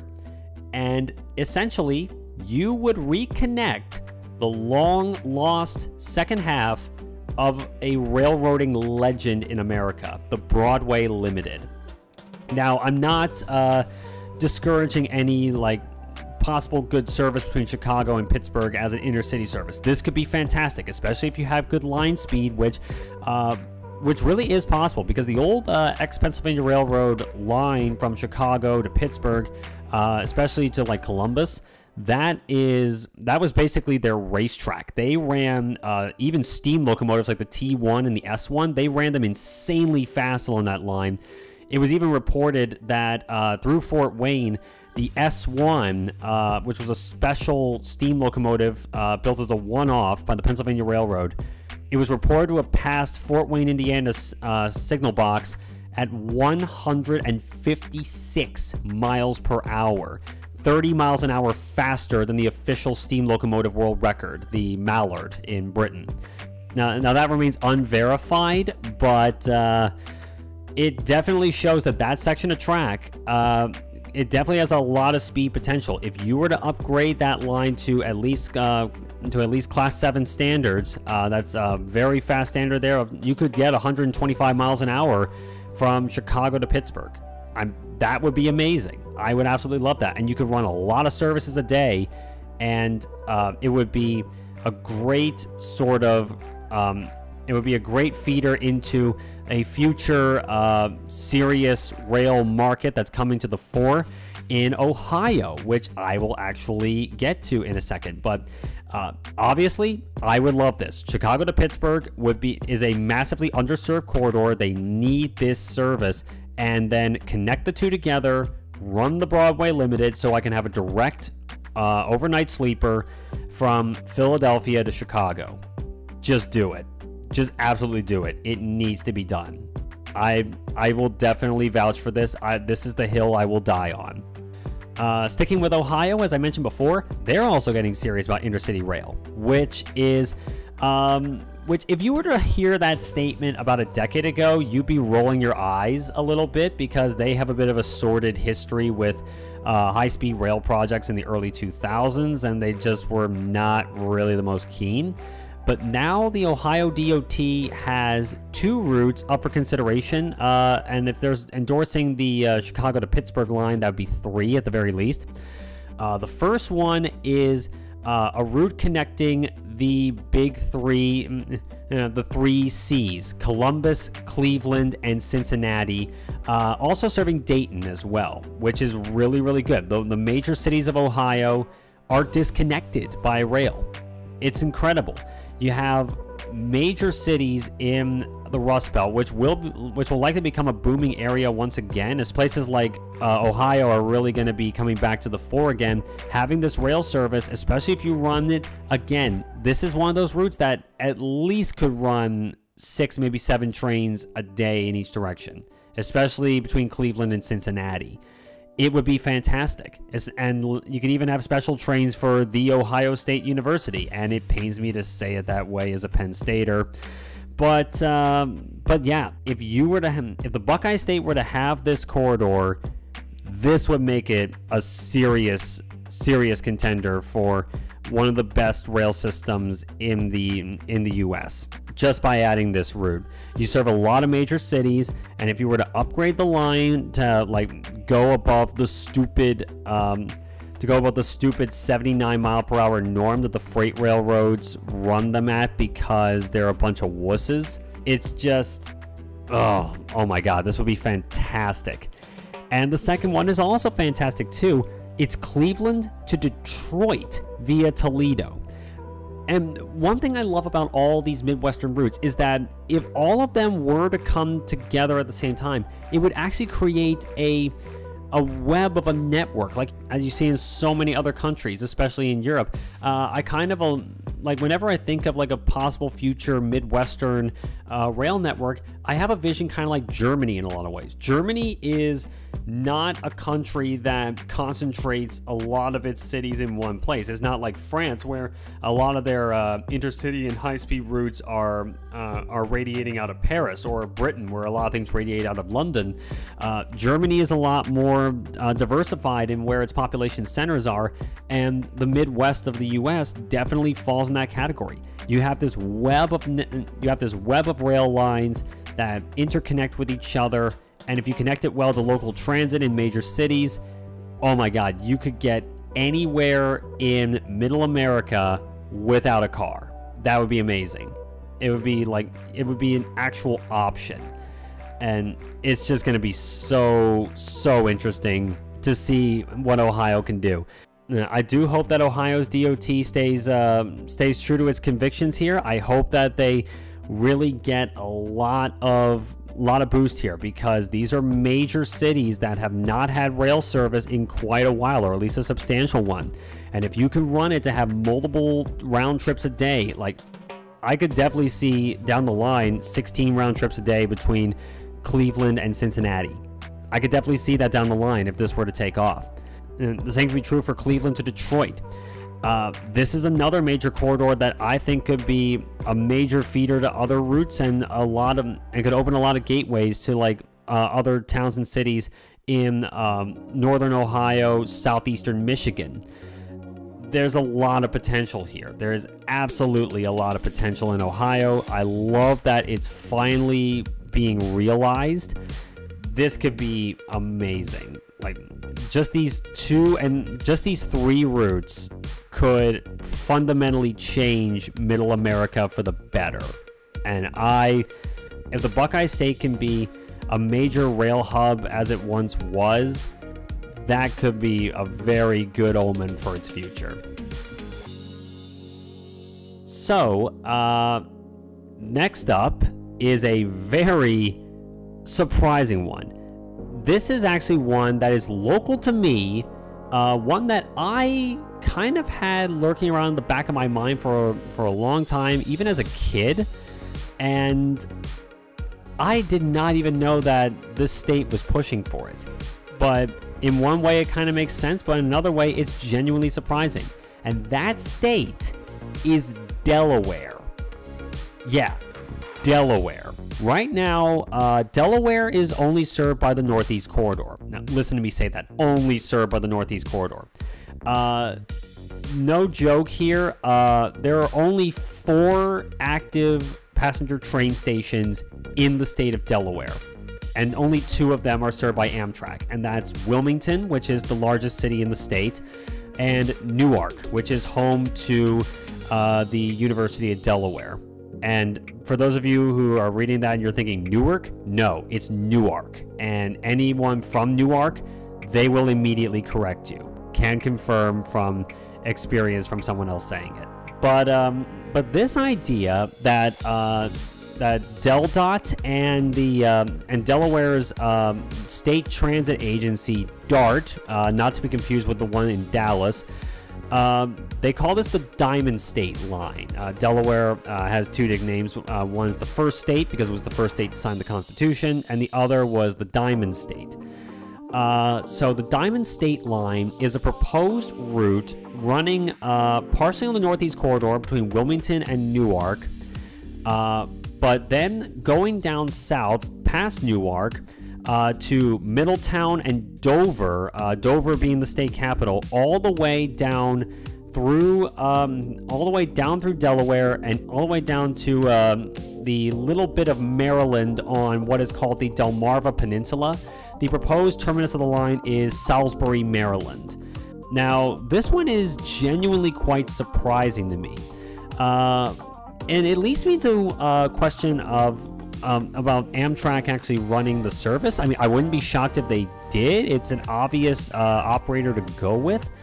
But DART could also look to other agencies. Like, they already have a partnership with SEPTA for SEPTA to run the Wilmington-Newark line trains in Delaware down to Newark during rush hours especially.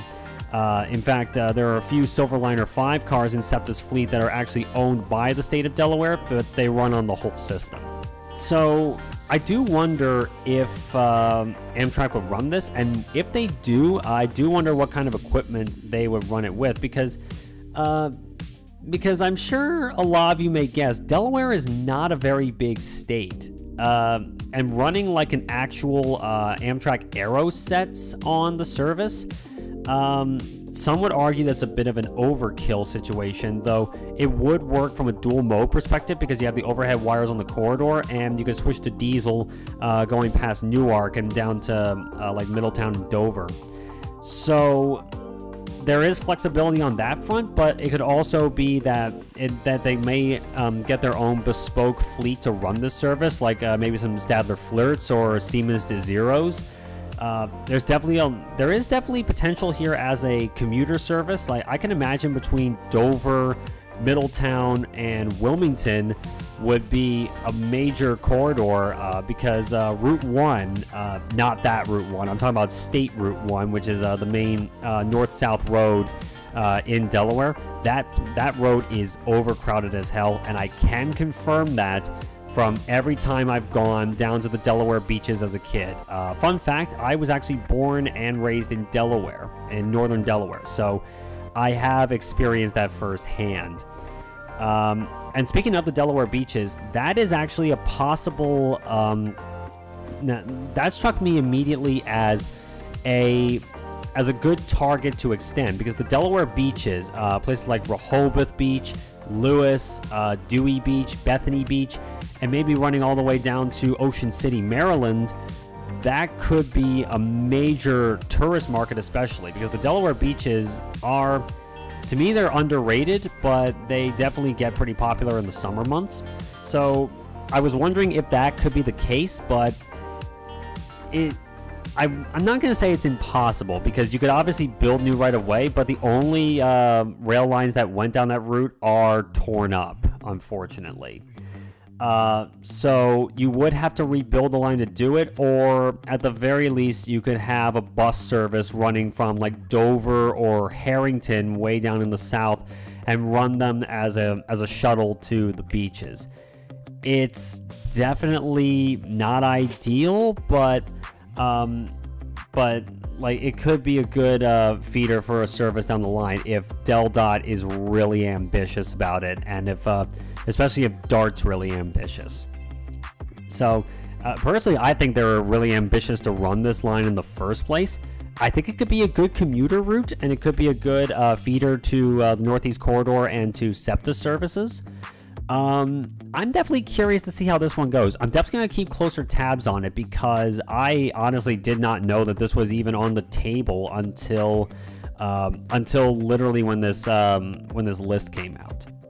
Next up is a big jump again, so we're going back down to the southeast. We're going to Texas, and we're going from Texas to Louisiana to Mississippi. This is the I-20 corridor. This is running between Dallas and Meridian, Mississippi. Basically, I think the idea is that they call it the I-20 corridor because it basically parallels Interstate 20, but it's using a line called the Shreveport Racetrack because it goes through Shreveport, Louisiana, which is another town that's needed intercity rail for a long while. And this would run all the way across from Dallas into Mississippi, and it would join up with the Crescent service, and hopefully a more burgeoning rail market in the southeast.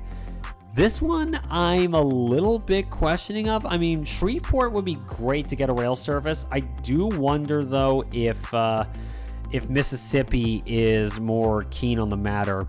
I don't know too terribly much about this project. I haven't really had much time to research it, but it could be a good feeder between, I guess you could call it a corridor feeder on both sides of the pond. So you could have a rail corridor in the future between between New Orleans and Atlanta, going through Mississippi and Alabama. And again, that would follow I-20 for a good part of the line. And this could be a good feeder between it and a future rail network in Texas, which could be bolstered by Texas Central, hopefully, especially if Amtrak can dig it out from what it was thought to be dead a few months ago. Train Daddy, we believe in you. If you know, you know. Speaking of which, the next one is the Texas Triangle, they call it. That is Dallas, Fort Worth, and Houston. Now, why they don't consider San Antonio and Austin there, I really am not sure, but I do know that a Houston to San Antonio corridor is also in the Corridor ID project. That one I think would be great. You could definitely run good service between Houston and San Antonio.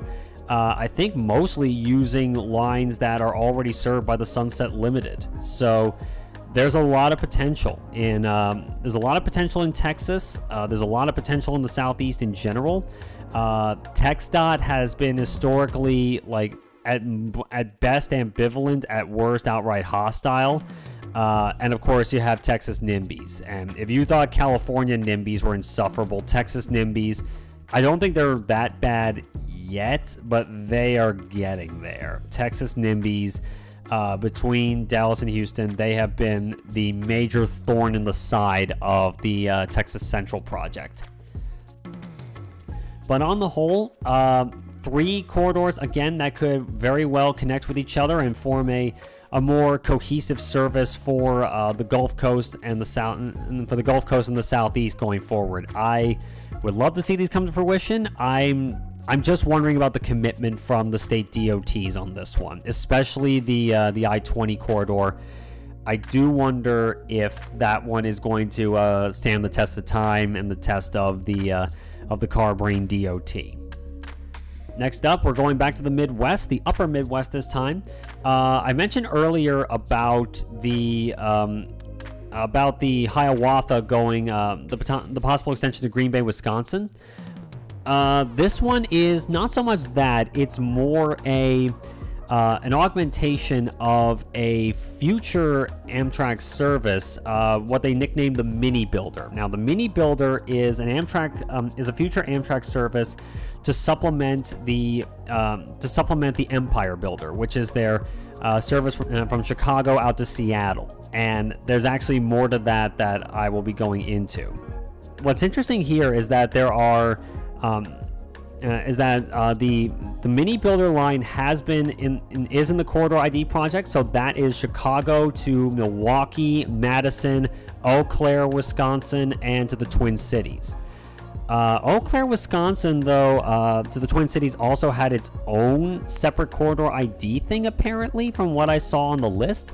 I'd imagine that they would coordinate that once they realize that, hey, we're on the same side here.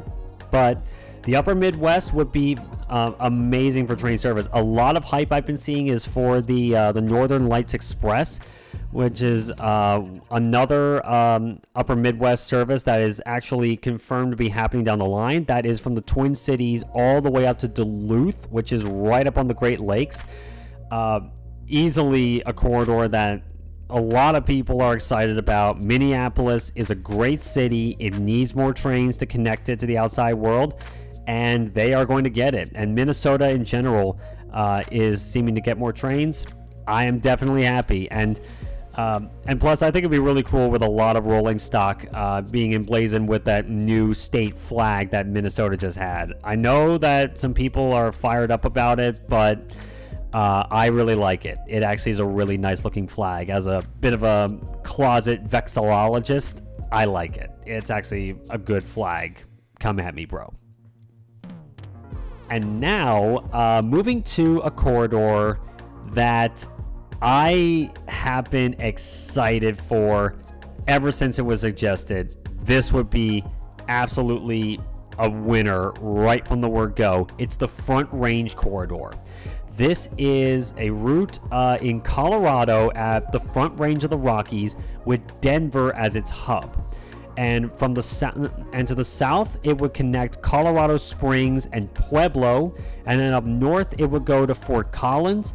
Originally, the idea was for it to go all the way up to Cheyenne, Wyoming, which is a amazing historic railroad town, and of course, the state capital of Wyoming. I think the reason why it didn't show up on the corridor ID listing here is because the Colorado DOT is the sole backer so far for the project, and I think the reason for that, of course, is that Wyoming, one of only 2 states in the contiguous U.S. with no passenger rail service at all. The other one, actually, if you can guess what the other one is, I'll pin your comment. But yeah, the original idea was Pueblo to Denver to Cheyenne. But funnily enough, after the corridor ID routes were released, the city of Cheyenne itself jumped on to say, hey, we want in on this too. Like, where was this before? I'm pretty sure it has to do with some shenaniganry with Wyoming's DOT, because I'm sure that they don't want to pay for it. But if Cheyenne were to champion the cause here, especially since it's a very famous railroad town, it's a hub of Union Pacific. It's the center for Union Pacific's Steam Heritage Program. It's where Big Boy 4014 is based. If that were to extend into Wyoming, then you could knock down the list to one state in the contiguous U.S. that does not have Amtrak service. Again, if you can guess what it is, you get a pin.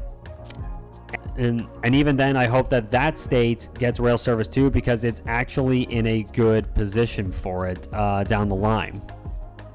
Another corridor ID route is quite an interesting one, because I can definitely see a battle for which operator would run this one. It's in Florida. So this corridor ID route is actually one that's been alluded to from Brightline, because right now Brightline runs a service, of course, between Miami and Orlando. They want to extend to Tampa next, which makes complete sense. But a future extension that they have in mind way down the line is an extension up from Cocoa to Jacksonville. And the corridor from Jacksonville to Orlando to Miami is the one that's been listed on the corridor ID listing here. There's also one, also the Miami to Orlando to Tampa corridor has been listed too. I'm guessing that money will go to FDOT, but the service itself will likely go to Brightline, because I imagine Brightline is going to be working at it right now, because they've already been hard at work on the Tampa extension, and they want to make their case crystal clear that FDOT should support their cause, even if they have been labeled as the train of death in Florida. So extending rail in Florida, it does have an advantage right now for it being Brightline than Amtrak right now, especially since I definitely agree with the assertion that Brightline is pretty much the only way in the current state of affairs in Florida that you could have a passenger rail service right now, by having a private company do it rather than Amtrak. So I can imagine this being a Brightline service if Amtrak does indeed become an operator that competes directly with Brightline. That would be incredibly interesting to see how that dynamic would play out. But Florida getting more rail connections looked at, definitely good. I'd have to wait and see which operator becomes the front runner. I think it's going to be Brightline personally. But yeah, definitely good to have that extension. And I want that Tampa extension to be built pretty well there, because that's a big ridership market. And I may have questions about Brightline down the line, but I genuinely want a service like that to succeed. Anyway, moving on. And now, moving on to our next one, we head to California. And this one I did not see coming at all, but the more I think about it, because I at first thought that this was a bit of a weird one and could only be useful for one thing, but the more I think about it, the more it could be a golden opportunity. It's what they call the Coachella Valley Corridor. And yes, it's that Coachella Valley. This is a proposed 144-mile service running between Los Angeles and Coachella, California itself. And this one kind of struck me as an interesting one because it's a 144-mile route, which is a decent distance, but it really struck me as interesting to choose Coachella as the final destination of this line here. And especially since obviously Coachella is well known for its festival, but that's just one event per year, and how do you expect a rail system to survive off of that? Well, I have a theory.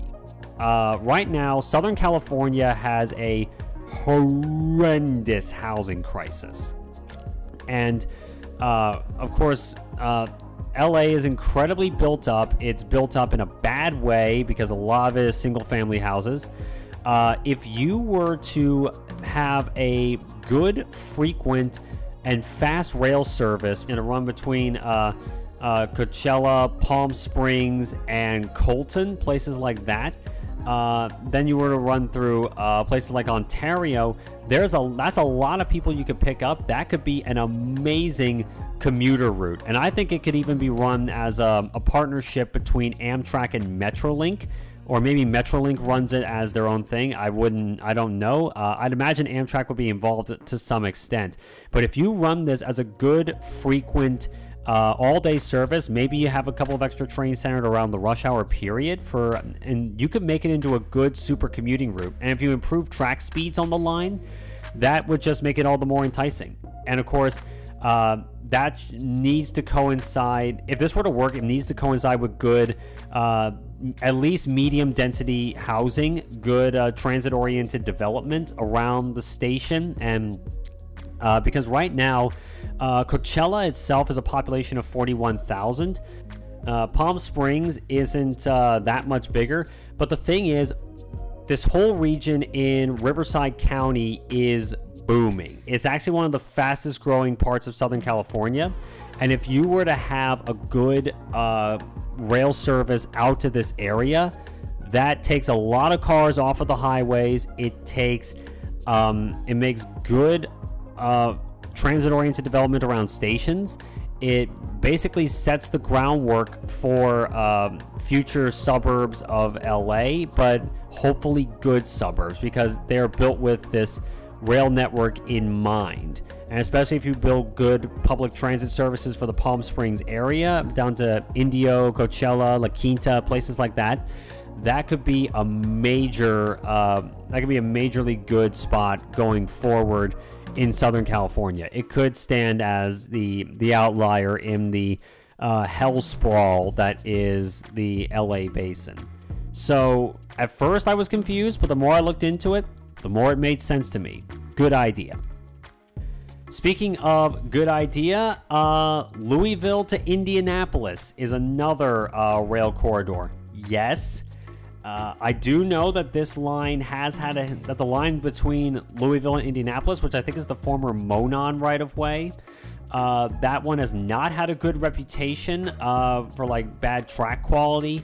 It's why Amtrak dropped service on the route with routes like the Floridian back in the day.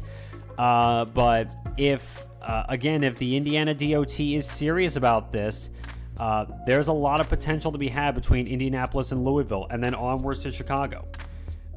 You could have like an Indianapolis radial route for a radial network for a lot of towns and cities in Indiana. The Midwest in general has a lot of potential. It's just being squandered by people who haven't had the ambition, they haven't had the drive, and they haven't had the guts to stand up to the car brain mentality of the day in a lot of cases. If the Indiana DOT is seriously considering this, good on them. This is a step in the right direction. Definitely do it. Next up, the Commonwealth Corridor, which is basically the Virginia services, but not directly serving Washington, D.C. So Virginia right now is a booming Amtrak market. Month after month, it's been setting ridership records for its own services. A lot of them, though, are Northeast Regional services. So the Northeast Regional is Amtrak's most popular service by a country mile. It serves the majority of the routes serve the Northeast corridor between DC, Baltimore, Philly, New York City, New Haven, and Boston, and all the places in between. But some of the routes go down south into Virginia. There's routes that go to Richmond. There's routes that go to Newport News, that go to Norfolk, and to Roanoke. I already talked about the Roanoke one a little bit earlier, in fact, with the planned extension to Bristol. But this creation of what they call the Commonwealth Corridor, I'm kind of disappointed they didn't call it the Old Dominion Corridor, but to each their own. It's a good pick. This is Newport News to Richmond, Charlottesville, and the New River Valley. So it's basically an east-west link, an east-west service specifically for Virginia, which, amazing idea. Great idea. Definitely go for it, because right now we've seen that Virginia is a booming ridership market for like services between east and west going north. And a lot of people would love to go east and west, just to go east and west, like going from Roanoke to Newport News or Roanoke to Norfolk, something like that. That would be fantastic. You give people an easy option to go to the places they want to go. Definitely a good idea. I hope it gets traction. I really do hope. It really should, though, because Virginia, they are reaping the benefits of good rail service. They're realizing, hey, people actually like this stuff, and let's give them even better options. Definitely stick with this one, Virginia. Please do. This one's actually insanely good. And now we come to the only proposed long distance overnight train proposal. And this would be a revival of one of the classic trains of America's rail golden age. It's the return of the North Coast Hiawatha, which at first glance may seem a bit redundant. Now, why do I say that? The North Coast Hiawatha was the Milwaukee Road's flagship train between Chicago, the Twin Cities, and Seattle. Does that sound familiar? That is also the same services as the Empire Builder that goes between Chicago, the Twin Cities, and Seattle. They also go to Portland, which the North Coast Hiawatha also had cars that went to Portland. So why would they run this redundant route, especially through like sparsely populated areas? Well, the big pusher for this project has been a group in Montana called the Big Sky Passenger Rail Authority. Big Sky wants to have this service because right now the Empire Builder runs on the former Great Northern Railroad right-of-way, which is BNSF trackage, and when that route goes through Montana, it goes through Glacier National Park, which is beautiful, but it doesn't go anywhere in Montana where people live. Places like Billings and Helena, they are completely missing out on good rail service. If you have a route like the North Coast Hiawatha, you would actually serve these populated parts of southern Montana, and also you would also get service through Bismarck, North Dakota, which is North Dakota state capital. So you have a lot of maybe not the most densely populated parts of the U.S. in general, but you would get valuable service out to these more out of the way places. But places that still have decent populations to support rail service, especially when you have it sandwiched between Seattle, Spokane, Fargo, North Dakota, and the Twin Cities. That could be a major augmentation of the Empire Builder along a southerly right-of-way. I really like this idea. I would love to see it come back. I would obviously love to see it on the old Milwaukee Road Pacific Extension when they still had the electric wires. That's definitely something I will rant about in the future.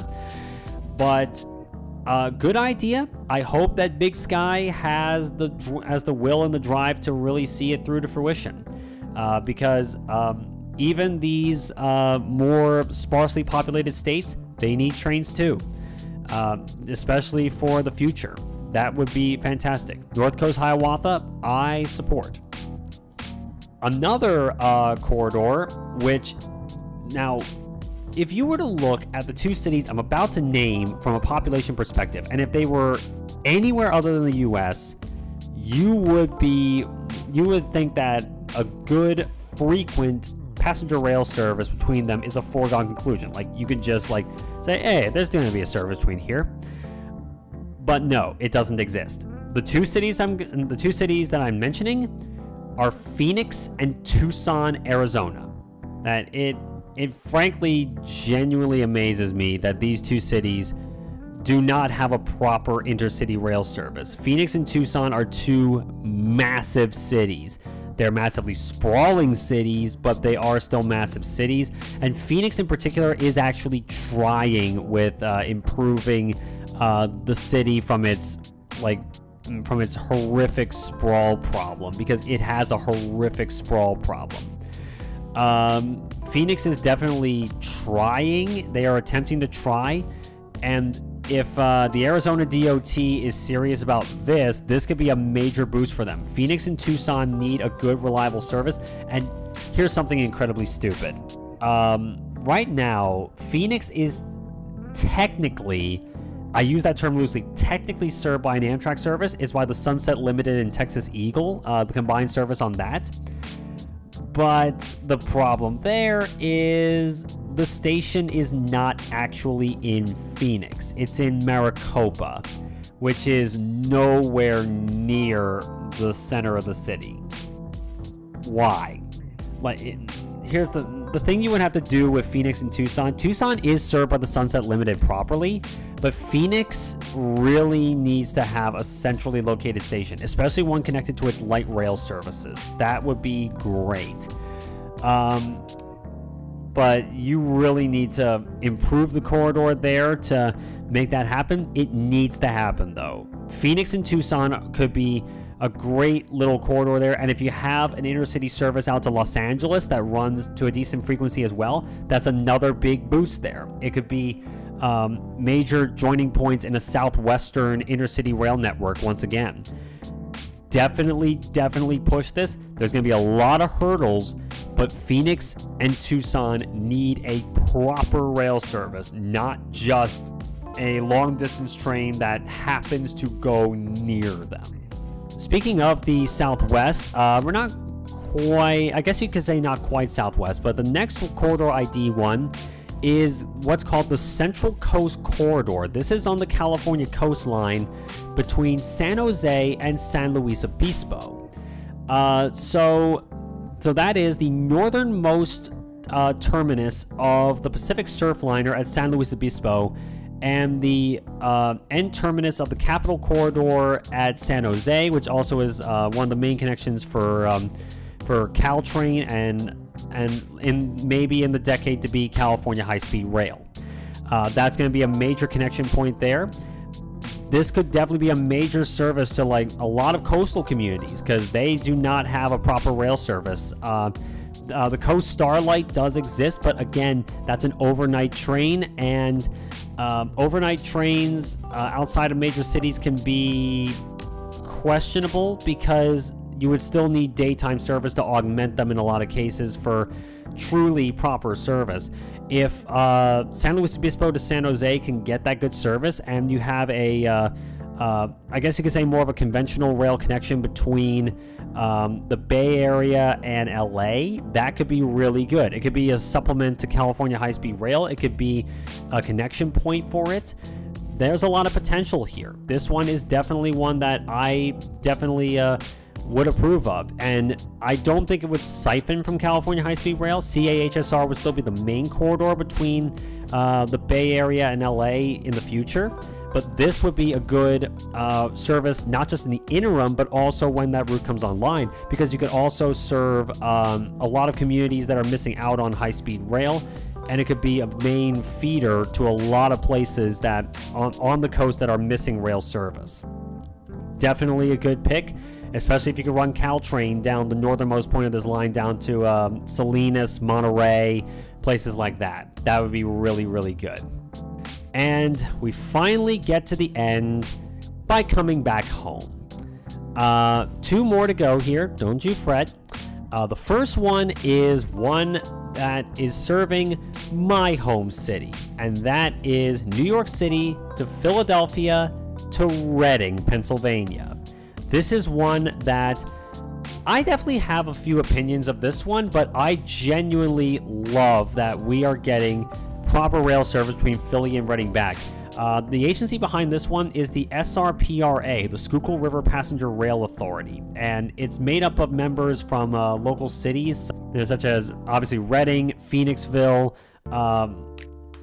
Bridgeport, and Philadelphia is definitely got to be interested in it as well. This corridor definitely has an interesting history. Back in the 2000s, there was a plan for not an Amtrak service, but a SEPTA service to run up this line called the Schuylkill Valley Metro concept. It would have involved electrifying and running 9 daily round trips between Philly and Reading on an electrified service. It was cut back because this all happened in 2006. Funding for major transit projects was sparse, and SEPTA didn't really have the funding on hand to do it. They still don't now, which is why they really haven't been considered for this. This is going to be an Amtrak service running out of 30th Street Station when it gets to Philly, and then running up Norfolk Southern trackage to Reading, following the old Reading Railroad going up the Schuylkill River. The annoying thing here is that, from what I've seen, it's going to be 3 daily round trips. I mean, that's not bad to start with. It's better than 1 round trip, but I definitely think that it could be a lot better. I imagine that once they realize that, hey, this service could actually be really, really useful and could take a lot of cars off of the hellscape that is Interstate 76, this could be a major... this could get a major boost down the line, and it could be an impetus to start a more comprehensive intercity rail service in Pennsylvania once again, because Pennsylvania has an insane amount of potential. You could get incredible amounts of service both on SEPTA and Amtrak's part. If you talk to Alan Fisher on the matter, he will info dump on this, and so will I, frankly, and it's actually a topic that I will definitely cover. I've alluded to it in my first video that SEPTA used to run sort of quasi-intercity trains up to like Reading, Harrisburg, Quakertown, Allentown, Bethlehem. There's a lot of potential in Eastern PA. There's potential in Western PA. There's potential all across the Keystone State. I could probably I'll definitely be drawing like my own vision for a Pennsylvania rail service of the future down the line, just to show you what can be possible. And speaking of which, the last one we'll talk about is one that rail fans across the country are utterly gushing over. And that is New York City to Scranton, Pennsylvania. Now, at first glance, it may seem a bit confusing why rail fans absolutely love this line. Scranton, Pennsylvania is a major city in northeastern PA. This line would serve the Pocono Mountains, which are a popular resort spot. And fun fact, my family had a weekend house in the Poconos for a long time. They sold it a few years ago, but I have a lot of fond memories of that part of the country. It's underrated. It's beautiful. Scranton has a lot of potential. It's home to Steamtown National Historic Site. It's home to the Electric City Trolley Museum. And it's definitely a town that could get a major boost to its image through a good rail service. But what is it that people love so much about this line? It's because the route itself will run over a long-lost legend of northeastern railroads. It's a route called the Lackawanna Cutoff. And the reason why this one is so famous is because it was idiotically abandoned, and if it were still today, though, it would actually be a major backbone for passenger rail going forward. The Lackawanna Cutoff was built in the late 1900s, early 1910s, and it was sort of a high-speed rail line before high-speed rail was even a thing. It was built with all the same principles as a typical high-speed rail line today would. You have a lot of fast straights, you have massive viaducts, you have tunneling, you have fills to go over valleys. It has a couple of very famous bridges that are still there. The Paulinskill Viaduct, I can name off the top of my head. And this would be incredibly fast. If you were to restore this, you would be blazing through the mountains at 110 miles an hour like it was nothing. And what makes this even more enticing is the fact that New Jersey Transit, New Jersey State public transport operator, they are actually going to be running service on this line too. In fact, they're actually in the middle of restoring parts of the Lackawanna Cutoff line, including one of the tunnels on the route, the Roseville Tunnel, to extend service on the Morrison-Essex line out to Andover, New Jersey. It would follow a good amount of the Lackawanna Cutoff route, not all of it, but like the main part of the line would be restored to do it from and then from Andover to Slateford Junction and Stroudsburg, Pennsylvania. That is going to be used by Amtrak down the line, maybe even an NJT service or two if it were to take off. I definitely think it will. This is going to be it's not only taking you to a very popular place among people in the region, to a lot of places that deserve good service again, but it's also being championed pretty heavily. And in fact, the guy in charge of it, Chuck Walsh, he's kind of become a little mini celebrity amongst rail circles. In fact, he runs a YouTube channel dedicated to the history and progress on restoring the Lackawanna Cutoff that you really should check out. It has all the esoteria that you would love for a topic like this. So having a high-speed rail line just sitting abandoned in your backyard in northern New Jersey and northeastern PA, it's sad that it's the case, but it's amazing that it's still there, and it's likely going to be restored. Again, all of these projects are in varying states of readiness to move forward, and like varying amounts of sincerity by the DOTs. This one is definitely one of the most serious ones. It's being heavily championed. New Jersey is on board. PennDOT is definitely on board. In fact, they own the part of the line that's in Pennsylvania itself. So they are going to be heavily pushing this. And again, if the Philly to Reading line comes online as well, it could definitely be the starting gun to restore rail service in throughout Pennsylvania once more, and more throughout New Jersey. So definitely have high hopes on this one. Keep an eye out for it. I'm gonna place a bet that this is gonna be guaranteed to be one of the lines that is going to see a restoration. Down the line. So we're already going to get NJT service to Andover in 2027. Hopefully around the same time, we'll be seeing Amtrak follow along with them too. So, yep, definitely an exciting one to end the story off of. Alright then, after that long screed has come to pass, let me give you my thoughts overall here. Now, if I were to mention my thoughts here, the simple version is that I like what I see. For the longest time, Amtrak expansion and passenger rail expansion in general, and maintaining of good train service for much of the country, which is something desperately needed for numerous reasons, has been hobbled by cost-cut orders, freight railroads being cheapskates and jerks, lack of investment, an incredibly car-centric worldview that is slowly but surely falling apart, and an inadequate strategy to achieve these goals. The last time a strategy of this level was even remotely considered was in the 1990s, when Amtrak was making big changes, including the introduction of the short-lived mail and express freight services, several new services that would find success, including the Piedmont and the Downeaster, and the big headliner in that expansion phase would be high-speed rail investment in the Northeast, ultimately leading to the Acela and the electrification of the Northeast Corridor from New Haven to Boston, and the upgrades to that part of the line to allow the future Acela trains to hit 150 miles an hour in some stretches.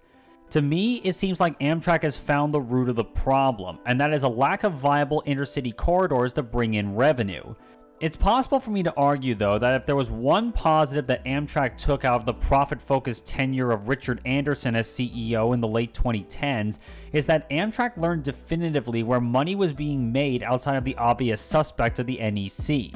There are a lot of corridor routes in California, the Midwest, and the Southeast that are very useful to the region's towns and cities, and the people by extension, to the point that they actually make working profits. Doubling down on those kinds of routes connecting cities and towns on high-demand regions like what we're seeing, particularly with the likes of California, Ohio, North Carolina, and the upper Midwest, as well as providing connections to other services to connect even more towns and cities, that can truly be the foundation of a fantastic nationwide network for the future. Naturally, though, there are a lot of things to be worked out, both on a case-by-case basis for the routes and the overall national scope of the project. But it's incredibly gratifying to see that a lot of states that either have been longtime passenger rail supporters, recent joiners of the club, and even some states that were outright hostile to passenger rail in the past are starting to warm up to the idea that these sorts of services could not only serve a public good, but not cost the state or agency an arm and a leg to operate, and maybe even make them money. I know that the general consensus in the transit and urban planning communities is that public transport does not need to be profitable, and it should be operated as a common good first and foremost. This is certainly true, but with scrutiny on the government, the officials who back projects, and the project themselves by extension, people want to be sure that their money goes to places that are either worth it because of their community benefits, or because it's worth it monetarily. There's no reason in principle that it cannot be both, especially since good passenger services around the world can run to notable profits too. Just look at the Shinkansen in Japan. The Corridor ID project in particular seems to give Amtrak one of its best shots to find these routes that can do both, since it seems to allow for one pathway for both Amtrak, the state DOT, and the project's backers to get these sorts of projects studied, approved, and built, which is something we haven't really had since Amtrak's inception in the 70s. Now, when it comes to the routes that have been discussed for these expansions, but not included in these recent Corridor ID confirmations, I will note that all is not lost, and there are more chances, and some of those that did miss out, like New York City to Allentown, Pennsylvania, for example, are doubling down to try again. But I will say one of the big reasons I saw for a few of them is not so much a lack of interest or a viable market, but a lack of will from state legislatures to contribute funding for the DOT to either pursue the expansion or to back the future of service if it comes to fruition. One of those that falls into that category is in Idaho, regarding a possible return of the former Amtrak Pioneer service between Salt Lake City, Boise, Portland, and Seattle, where Idaho's DOT gave pretty much no commitment. It's obviously not too late, but the whole idea of a federal-state partnership is that both the federal and state authorities have to strike a bargain for funding, and they each have to hold up their end of it. If you want something more in-depth on that matter, Alex Davis has a fantastic video describing the struggles for creating new Amtrak services that I'll link here. On the whole, though, this is really serving as a beacon of hope regarding the future of passenger trains in the US and America's desperately needed change in its transportation priorities that is starting to take shape. It's no longer just bluster from politicians at the state, local, or federal level. It's an actual concrete method to get these services underway and serving people who need them, and hopefully it holds water going forward. And I'm not even factoring in the prospective high-speed projects like Cascadia Ultra High Speed and Texas Central, which have also received funding for studies too. The first hurdles are passed for these projects. Now it's time to run the rest of the course. And that's something that can be helped by advocates like you or me, writing to your elected representatives and even having a conversation with them about the numerous benefits that expansions of these services could bring. And who knows, one day down the line, as I ride on a fast intercity train connecting places that are not my native Northeast, and seeing the passengers around me enjoying the journey, maybe this whole project can be a big step in radically improving how we get around.